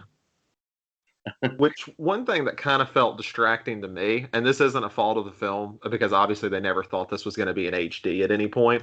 But you know how when somebody pointed out that Cesar Romero has a mustache when he plays the Joker, and you Yeah. can't unsee it? Once I realized Groucho's mustache was like some kind of paint, that's all I looked at for like the entire movie. Yeah, it's just grease Like I'm paint. sure, Yeah. like when it was on a projector almost 90 years ago, nobody cared or could even notice, but I noticed. I think it's kind of supposed to be like that, though, isn't it? Is it? I That's wasn't sure. that's how I took it. That it was supposed to be just like clearly painted on mustache. Maybe I'm wrong. That's how I took it anyway. Because I just assumed that nobody could have possibly believed that this was a real mustache. Maybe it is, and I'm just like it doesn't like click with me. So maybe it was on purpose. Yeah, I'm also just thinking of the musical numbers. Like I also, going back to this idea of what would have been funny in 1933. Yeah, 33 versus now. There's a lot of like, bear with me, like I'm kind of putting air quotes, but funny choreography when they're like going to war and people are just doing random like donkey kicks and they're just like totally going wild, right? Like maybe there were some jokes in there that landed pretty well, just the absurd, like just to kind of capture like the absurdity of like the excitement of going to war or something like that, when there's just going to be, especially then knowing how mismanaged it was and basically he just immediately killed his whole country. Yeah, it was probably like it actually was probably kind of so ridiculous that even like great war veterans would be like, yeah, that's kind of funny. Yeah. Yeah, like you have to take into the context of the time where obviously after World War One, people were probably just looking for some levity. Kind of how like musicals became huge after World War Two. Right. I can see why this kind of comedy also became very big after World War One because people just needed a bit of escapism and a bit of comedy, and I suppose being able to point towards the absurdity of war, would have given people a good kick. Yeah. One other point, just because we've been, if y'all are okay if I keep bringing up They Shoot Pictures, I think it's kind of an interesting. Yeah. Yeah. So they have it as 146. So high. No, but that's way too high. I have two. It's very, very high, and it would be nowhere near that high for me. But if you're judging it by pure importance to cinema rather than the quality of the film, then I can understand why it's that high. Is this supposed to be one of the bigger I know basically nothing about the Marx Brothers. I was an Abbott and This was the only guy. Marx Brothers film I had heard of. Okay, I didn't know if it was supposed to be the biggest one or there was. A Night at the Opera is their most famous one. Let me see if that's. I'll make sure I'm not. Yeah, I think if you just casually ask, like, if you go on the street and just ask people if they've heard of a Marx Brothers film, I feel like most people would say no nowadays. But the ones that say yes would probably call out A Night at the Opera. I could be wrong, but I feel like that was the one that I knew by name before this. So maybe I'm biased. Yeah. Again, Duck Soup is the only one I'd ever heard of. Well, saying that, I couldn't have been. I may not have been able to confirm if it was a Marx Brothers film, but I'd certainly heard of the film Duck Soup. Not that I knew anything about it, and I still don't know why it's called Duck Soup. I don't know if one of you guys can enlighten me, but why it's called Duck Soup is completely beyond me anyway. No, the only thing I was trying to figure that out. I'm sure there's a very like logical explanation to it, or there was a joke they told or something. But like, if you think about the fact that ducks naturally swim in water, and then all of a sudden that water like boils them up and is their death, maybe there's something imagery in there that connects to the movie. I don't know. I just looked it up. Duck soup was an American English slang at the time and meant something easy to do. Conversely, to duck something meant to avoid it. When Groucho was asked for an explanation of the title, he quipped, "Take 2 turkeys, 1 goose, 4 cabbages, but no duck, and mix them together." I don't know. But in 1933, probably made a whole lot more sense. Oh, I see that same quote. The end. That's not the end of the full quote. Oh, okay. It says, "I mix them together, and this is after one taste, you'll duck soup for the rest of your life." Okay. So I guess. Yeah. Okay. Yeah. I don't know if that's there for me, but at least that's an explanation. Yeah. But I was gonna say just really quick to close that loop on I don't think any of us would would vote for this being number 146 of all time if we made the list. I also think it's a bit high for me. But Zach, you were talking a little bit about this idea of it's like subjectivity of art a little bit, right? And I'm sure Adam loved waking up to that this morning. It was a long conversation about it. Yeah, as he does every day, just like what happened when there's 100+ messages. Just scrolling up. I honestly didn't even read today's ones, to be honest with you. But there's an idea in that when we were kind of going back and forth on that kind of jumped out to me. And I think like for people that are in filmmaking or in comedy, right? Like in this case, let's call it in comedy, and they dedicate their lives to being comedian and studying comedy and going into comedy history.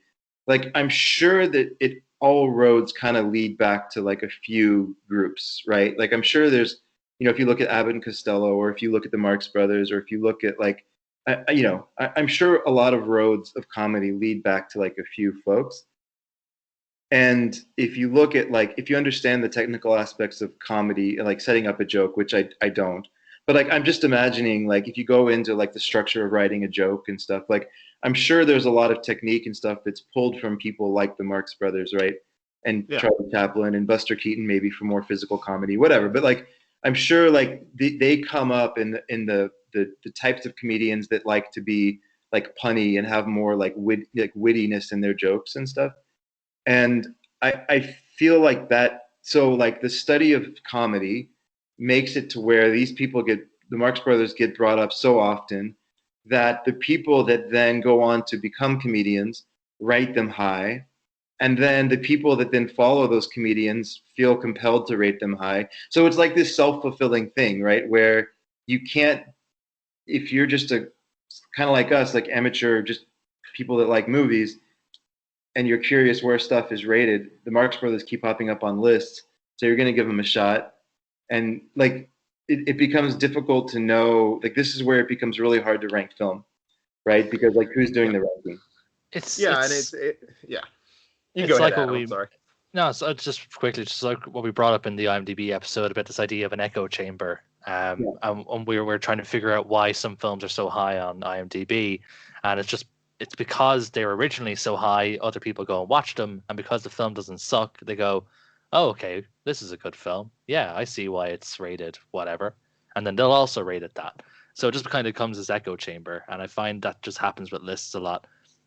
And I guess that kind of, to give credit to these movies that weren't, because, it's almost like this perpetual thing, like what's rated high, it's going to continue to be rated high because, like you said, that's just how it goes. That's the source of it. It's almost a really interesting to see these films that weren't rated high that actually were able to squeeze them. I have no way to know how they were actually successful in doing that or how that actually ends up working. But I mean, you talk to any horror fan, they're going to tell you they love The Thing. At least most of them will.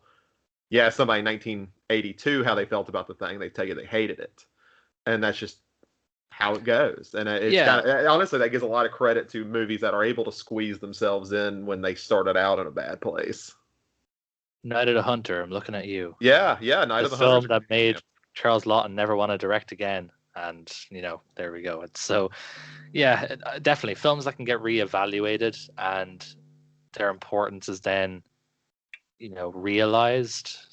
You give them a lot. I don't know. Well, maybe I don't give them a lot more credit than something that becomes an instant classic. But like it happens a lot in general, like especially with older films. Like Citizen Kane was not beloved when it came out. Well, I mean, it's trash now. It's less than Paddington too. That's true. Trash movie. Same with like Vertigo. Like you look at all like the top rated films, you find a lot of them did have a kind of rocky start. Blade Runner as well. Blade Runner was not loved when it came out, did very poorly at the box office, mainly because of obviously the other films that came out around the same time. It wasn't really that fault, but we won't get too much off a tangent. If you want more of this discussion, go back to the IMDb episode. We get more in depth on echo chambers and things like that. Just to briefly bring up before we close out on Duck Soup, then I was just curious to see if it showed up in the Sight and Sound top 250. You guys know I'm sort of making my way slowly through that list, and a lot of the time I'm ticking them off for other things like the Criterion challenge that I'm doing through Letterboxd as well. I'm able to tick off a few of those through that, and even the film club has ticked off a few for me already. and I was just curious to see if this was also on the Sight and Sound list, and it is. It's at 229 for the Sight and Sound top 250. And I find that the Sight and Sound, I think we established this again during the IMDb episode, the Sight and Sound list kind of goes hand in hand with the They Shoot Pictures list for the most part, probably because they use a very similar scoring system with weighted scoring through, and it's all film critics. So Right. yeah. So we're coming to now our final segment, which as always is Any Other Business, just where we want to just briefly talk about something that we've watched recently that we liked. Doesn't have to be Criterion, doesn't have to be objectively good, just something that you enjoyed and you want to give a shout out to. I'm just going to just pop in quickly with mine. So the guys know that I'm making my way through the Sight and Sound top 250 at the moment. I'm just going in a completely random order, not necessarily in the order that it's presented, just because I'd seen a lot of the films anyway. And one film that I watched this week that was one of the ones I was kind of afraid of, in a sense that it's not a conventional narrative film, but I came out absolutely loving it, was 1929 Man with a Movie Camera, which is a Soviet silent film. There's no plot, there's no narrative, there's no main characters. It is simply a man with his camera capturing every essence of the world. And the only way I could describe this film is it is cinematic language in its purest form, because it is literally just a man so in love with the idea of cinema and what it can capture that he just tries to capture everything in any way possible. Any kind of shot that was possible at this time in history, this guy did it in this film. And it's such a mind-blowing watch. It's a short enough film. I think it was only about 70 minutes long. It wasn't overly long. I was afraid going into it because I only really knew very briefly what it was about through Mark Cousins' series Story of Film, and where it shows a scene of people just sort of walking through a street, and I thought, oh god, how am I going to watch this for an hour of just people walking around? But the editing as well as the cinematography is just so astounding. It's so quick, it's so fun. Just even though there's no plot, there's just, you find yourself enjoying what you're watching, and there's so much fun in the imagery, and you can just tell it's made by a guy who just deeply loves just capturing imagery. It's not boring. It doesn't just plot a camera on a tripod and just let it run for 5 minutes watching nonsense. He tries to just find so much creative ways to shoot ordinary things. Essentially, in my review, I called his camera the main character of the film, and that's essentially what it is, because it's just there, intersected in daily life, just to capture every facet of life, whether it be people, objects, places. He just tries to capture it all and puts it in lovingly into this 70-minute film. I highly recommend it to anyone. Just anyone who enjoys the art of cinema, even though there's no plot, there's no characters. Just anyone who enjoys the art of cinema would love this film. I got the release from Eureka, who released it on Blu-ray along with 4 of other works by the director Dziga Vertov. So it's like 5 of his films all in one set. Really beautiful restoration that was made from the original full frame film, full frame negative that Vertov himself left with the Dutch Film Academy. He left them there, said, just keep hold of this. Back when he showed it, he was traveling around Europe when it first came out, showing it in different places, showcasing it, and he ended it in Amsterdam, and he left it with the Institute and said, keep this. And then they were able to restore it a few years ago to basically full HD, and it looks absolutely incredible. So yeah, Man with a Movie Camera, probably the strangest film that's not like a surrealist avant-garde film you'll ever see, but just really moving and just really fun to watch, and highly recommend it. It almost sounds to me, and this is maybe inaccurate, I obviously haven't seen it, but it almost sounds like a mix of a Planet Earth documentary where you're just like watching like this the highest definition of things that are just happening, along with almost like a cinematographer reel. Like, hey, this is what I'm able to do with a camera, this sort of lighting. And I don't know if that's how it's supposed to be. It's kind of how it sounds to me, and it sounds kind of interesting. Absolutely. Like the fact that Vertov does so much different things with the camera, and not just camera editing. There's a lot of creative editing in this film that you would see in other sort of films of that era, like Sunrise, like Superimposition. Mm-hmm. There's a lot of that in this film as well. And yeah, I agree. It's definitely kind of, because that's essentially what Vertov was trying to do with this film, was to basically showcase everything cinema can do. So that sort of idea of it maybe being a show reel for a show reel for what cinema can do as an art form is kind of the best way I could put it from what you've just said there, Zach. Oh, I might actually check that out. It's kind of sounds interesting to be able to see, like, because you watch a lot of movies and techniques change, so it'd be kind of cool to see, like, from 1890 to 1929 what the camera movements were at that time. That'd be kind of interesting. You'll be surprised how well made it is in terms of how free the camera can be and how great the editing is. I find myself very surprised with some of the shots he was able to capture. So I'm sure you guys will be as well if you check it out. I definitely recommend the Eureka release. I don't know if there is a region A for it, but the Eureka release, knowing you guys are both region free, I'd highly recommend that. Okay. Do you happen to have it handy where it sits on the Sight and Sound list? It's very, very near the top. I believe it was top 20 if I remember correctly. Yeah, I think it's really high, and they shoot pictures as well. If you want to give me 30 seconds, I'll pull it up here. But if I remember correctly, it was in the top 20. It's 8th in the top 10, so it's 8. Wow. Yeah, number 8. And honestly, I'm not surprised. It's that good of a film.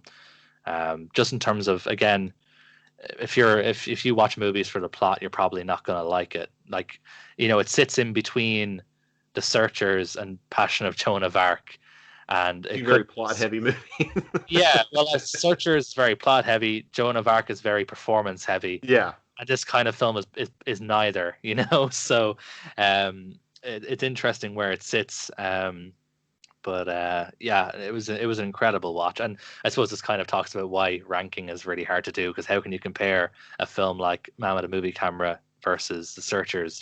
They couldn't be as different a film, so why is The Searchers better? I mean, I'd almost say, it'd be kind of cool to see, because, you got John Ford, it'd be like, oh, well, you kind of see what influenced him, I guess, if you really want to, like, put that together, but yeah, that'd be the only way I could see it. Yeah, it's weird, but yeah, look, again, I suppose ranking we can talk about. We've talked about ranking on a whole other episode, and I think we could do it for any episode. I think we can talk about how rankings are strange, but yeah, Man with Movie Camera, definitely rec. 10 out of 10 for me. Probably not in the Sight and Sound 250. I've been going through Arrow Video's release called American Horror Project Volume 1. Oh, yeah. Where they find obscure, independently made horror movies, typically from the 70s, let's call it, 60s and 70s in the US. And so I'll just quickly name the movies. So the first one is called Malatesta's Carnival of Blood. Okay. The second one is called The Witch Who Came from the Sea. And the third one is called The Premonition. And if I can think of a way of trying to tie these three movies together, it's like people, I think, were discovering what could be done without a formal studio backing and setup.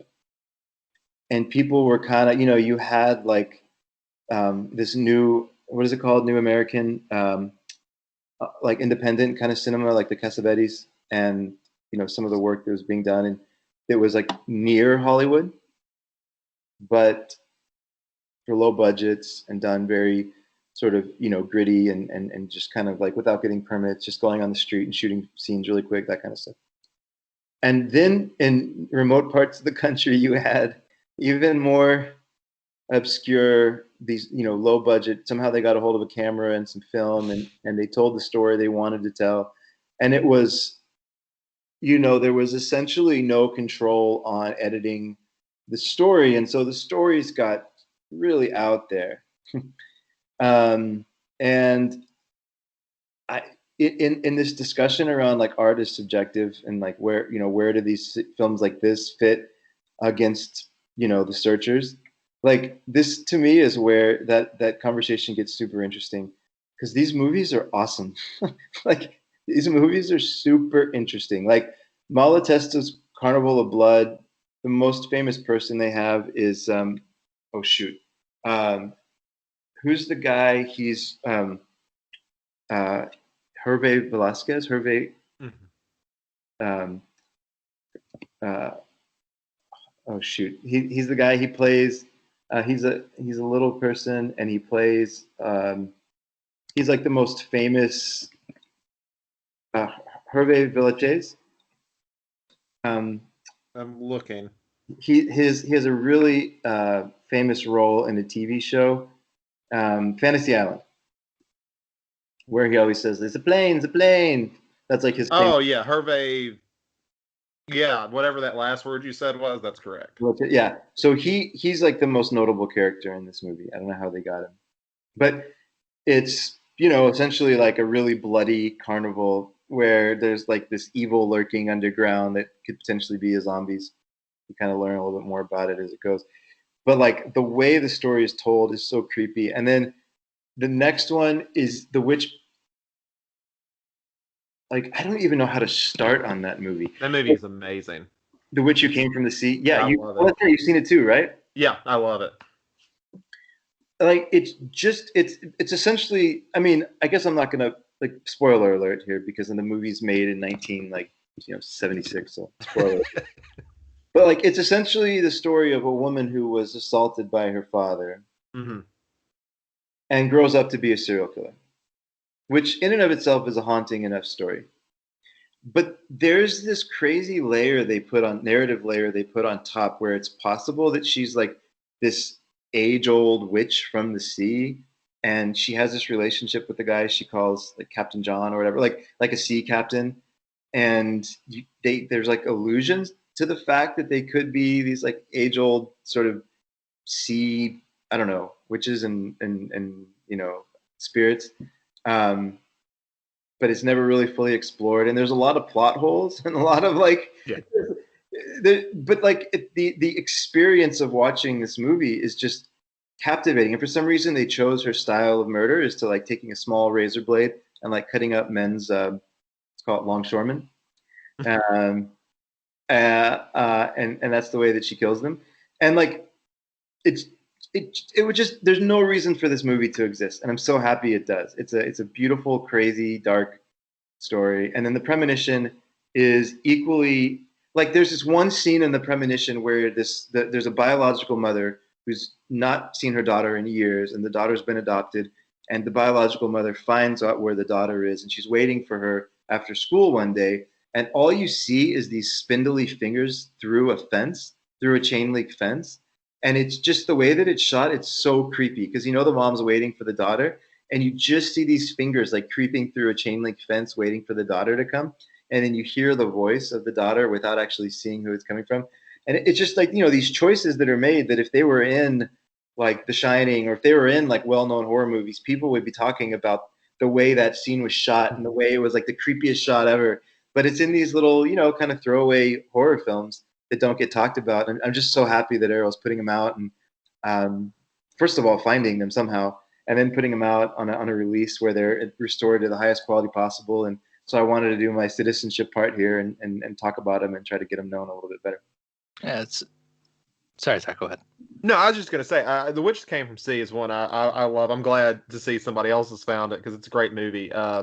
It's kind of a good story, and I don't want to go too far into this because this isn't what our discussion's on, but it's kind of like how legends are born. Like, we used to call Albert Fish the Gray Man, because he ate children, but he was almost like this otherworldly figure, or Elizabeth Bathory, who was the person who was known to bathe in the blood of virgins in like the 17th century and to have other powers. And I think it's interesting in that concept, and I'm just, cool. Yeah. I know me and you have talked about, I think I recommended it to you, Adam, but I think you said it had like some elements you didn't really want to explore. Yeah, so I understand that as well. The whole child abuse aspect, I just noped out of that. Nah, that's not my cup of tea. Especially because whenever I see a film that could be dicey, and a lot of people probably won't like me for doing this, but I go to the IMDb parental guide section just to see how dicey it could be, and then like if something's implied, that's fine, like in It or something like that, where things are implied. But like when it's going to be like kind of graphic, I'm like, nah, no, not for me. Yeah, I wouldn't recommend this one. Yeah, that's what Yeah, Zach recommended to me, and I said, no. yeah, I do forget sometimes. I'm like, yeah, some people don't like watching these things. But no, that's what the parental guides are for. I don't judge anybody for doing that. So, why watch something you're going to be upset watching if that's not your objective? For sure. Like, one thing I just wanted to bring up just really quickly on this, I'm glad that you brought up these films, and we're lucky that places like Arrow and stuff like try and bring them back. I know that even Nicholas Winding Refn is really involved with trying to restore films from this era too with his company. And just on the topic of the, what was it, The Witch Who Came from the Sea? Is that the proper title? I was actually going to bring this up before you brought up what that plot was, and I thought, oh, okay, that's kind of ties in nicely. There's this really cool film called Night Tide. I don't know if you guys have heard of it. It's from 1960. I want to say 1961. It's one of Dennis Hopper's first starring roles. So yeah, I was thinking, and actually, it was released by Indicator. Indicator did a Blu-ray release for it, and it's this really fun, creepy, sort of weird horror film where Dennis Hopper plays a sailor. He's on shore leave, and he meets this woman who plays a mermaid in an attraction at a fairground. But again, there's kind of similar to what you were saying about this film with The Witch Who Came from the Sea. It's kind of, it may be implied that she actually might be a mermaid or a siren, and this murders start happening, and it just plays with that ambiguous nature very well. So I'd recommend Night Tide if you're into that kind of thing. And I suppose it's just, I don't know, films from this era, you just kind of have to get lucky. Like, a film can be great, but if it was forgotten, you just have to hope somebody finds it. Like, we're lucky that things like, Carnival of Souls or Night of the Living Dead, who would have been made on probably similar budgets to these films, we're just lucky that those had, those got found and they got their releases, because, I'm sure there's lots of other films from this sort of 60s and 70s that were super low budget that could be really great, and they're just maybe sitting on a film reel somewhere hoping somebody one day will find it. So we're lucky to have the ones that we do have, and hopefully maybe more get found. The most famous story there, not safe for workout section of the podcast here, but the most famous story there that I could think of is the Bat Pussy release, which I want to go on record as saying is one of the funniest movies I've ever seen. Even though it is technically a pornographic film, there is nothing erotic about it. Zero erotic in that movie. I've gotten recommended more porn by Chris than anyone else I've ever known. Very selective in what I recommend. But like, it is just two like people that are kind of middle-aged who haven't, let's say, put fitness as their top priority in life, that are just rolling around in a bed naked, literally like throwing insults at each other for an hour, like mean insults at each other, like not like kind of cutesy romantic ones, like I hate you, like and then at some point this superhero comes into the picture, the titular Bat Pussy comes in and is nervous that there's a porno being made in her town, and comes in to save the day and gets talked into a threesome with this group, and then just at some point gets up and walks away and leaves, and there's no resolution. And like, if you can kind of get over the Protestant guilt of like watching naked people, like, it is a funny movie. Like, it is an objectively funny movie. Like, how celluloid was invented for this movie. You what? Celluloid was invented for this movie. Like, yes, how did this get made? And it was sitting in a video store somewhere. So to your point, Adam, it was just sitting in a video store somewhere, and it was probably only one copy of it, right? And if Nicholas Winding Refn's company hadn't discovered it somehow and made it their goal in life to get this, put out and released, I don't know why they made it a limited edition. That's a whole other story. They should have made this widely available to the masses. But this movie would have been completely lost, and it's something I think everybody should see. It is really funny.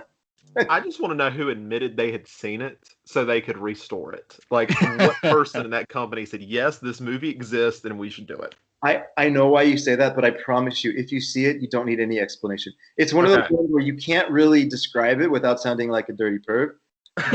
When you watch it, there's nothing erotic about it. Like, I mean, I guess if you're into some real weird kink, but like that's like a real niche kind of like erotic population. That's awesome. Okay, I guess it's my turn, right? Yeah. Sorry, yeah. Well, this is going to be fun, as I'm famously known to not be able to pronounce anything. I'll be talking about a Spanish movie today, so Yes. let's see if those 4 years of Spanish classes I took did anything for me. I'm going to be the movie I watched. It's Perdita Durango, which in the U.S. it was originally called Dance with the Devil. It was cut all to pieces and released, so obviously that means nobody saw it and nobody cared about it. But the interesting thing about this is it's actually based on a novel, and it's the same series of novels that Wild at Heart was based off of. So this is the same universe. Actually, the character of Perdita Durango is actually in Wild at Heart. I can't remember who plays her in the movie. It's a very small character, but it is all connected. So essentially, this is the same sort of story. You got this story about two criminals who are on the road, and they're played by Rosie Perez and Javier Bardem, two great actors. They have great chemistry together. What makes this one a little bit different than your typical Heathers or True Romance, which both I really like, and then there's Natural Born Killers, which I don't like, but I respect on some weird level. The thing that, because they're, Natural Born Killers and the other two are kind of on opposite spectrums of this type of film. This one kind of fits in the middle of them. Like, it's still like these characters are deranged, they're criminals. Javier Bardem is playing basically a voodoo priest who wants to sacrifice these two kids they find because, oh, well, I need to make sure I can do well on this trip. I need to make sure this is going to be fine. So, and then there's this weird relationship because he's, it's a couple, so he's having sex with the girl. She's, well, I shouldn't have to say having sex. They're raping these people, and you almost feel like, oh, this is going to be such a heavy film, and it's not. Like, I don't know how. I'm gonna try to say the director's name, Alix de la Iglesia, which apparently, if you translate, means the church. So take that for what you will. I'm not gonna try to say it again. But he is kind of highly influential in this sort of idea that there's all these people who respect him, but his movies have never really gotten the time of day. Because he made this, he also made Day of the Beast, which I just got through the mail, so I'm excited to watch that one now. But he has this dark humor about him, and he balances these really dark subject matter, because like their objective is to take this semi-truck that's full of dead fetuses to a cosmetic company in Las Vegas for money. Like that's the whole objective of the film. But at no point does it ever feel heavy. It's just almost ridiculous. It plays on that line of the threat is real, but it's almost farce in a way because things are just really funny. Like it's very dark, and they're like Javier Bardem can be menacing, and the next 2 minutes later he can be really funny. So it was an interesting film. Highly recommend it for if any of that sounded interesting, which it probably didn't, but still highly recommend it either way. Is it like the Coen Brothers a little bit, where they can tackle that dark subject matter and still make it funny? Yeah, I would say so. I would say it's a lot pulpier. Like, okay, yeah, like I mean, no fear of blood, and I think the picture I sent Adam for the review was Javier Bardem and Rosie Perez like sleeping with a decapitated head while like obviously they just had sex. That's the type of movie this is. This is the one that's going up on theylivbyfilm.com. To be fair, it's quite tasteful. Okay, yeah. And I mean, he's a very talented guy. You can tell he's very inventive with the camera. He's one of those guys, you talk about Sam Peckinpah, you talk about John Carpenter, or anyone like that. These guys who like their pulp, they like that. They like this violence. They like this depravity, but they're talented guys, and they know how to tell those stories. Yeah. No matter how bad it gets, they know the proper tone they need and everything. Just to close that, you were wondering who played Perdita Durango in Wild at Heart. It was Isabella Rossellini. Okay. Oh, cool. Yeah. So supposedly the same character, and Barry Gifford, I think is his name, the author. I think he actually helped on both screenplays. He did definitely help on Wild at Heart, because I was just having a quick look through the production, and yeah, it was literally David Lynch had chatted to Barry Gifford, and he said he was working on a screenplay, and then Lynch was like, "Okay, cool, I'll make that." It sounds like a Lynch. Yeah. And what's funny is that's the first book, and then this is the third book. As far as I know, there's never been a movie on the second book because it's a trilogy. Okay. When David Lynch was asked if he'd like to elaborate on why, he said, No. "No." And I'm trying to think one last thing. It was and then I think he helped Lynch on Lost Highway. I think was the other one. That's cool. I love Lost Highway. Yeah, so I think he helped on that one as well. I want to look that up. And Barry Gifford, I definitely know that name. I'm pretty sure I must own something that he wrote, because I do definitely recognize the name. Yeah, co-written. Lost Highway was co-written by Barry Gifford. I need to look up this guy's books. Given the way this podcast ended, I have to ask: is it a Barry Gifford sex doll? Given the dark turn this podcast took right at the end, that's the only appropriate question to ask at the end. Yeah, I love that Adam's over there talking about like this 1929 Soviet film that's really talking about like the importance of cinema. And me and Chris are, so you want to talk about your sexual assault movie? Okay, I'll also counter with one as well. Oh, jeez. Yeah, that was lost on me.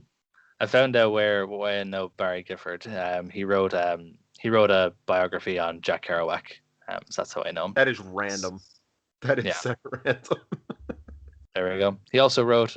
He actually has quite a lot of nonfiction about things that are not terrible. You know, Out of the Past, Adventures in Film Noir, Day at the Races, Education of a Race Tracker. You know, he also has a biography on Saroyan. So you know, he just seems like a dude with varied interests. Well, let's end on Adam bringing us back into legitimacy. Well done. Well played. That wraps up this week's episode of They Live by Film. If you want to read more of our thoughts, visit theylivebyfilm.com. You can also follow our Letterboxd, Reddit, and Instagram accounts from the links in the description. For now, take care.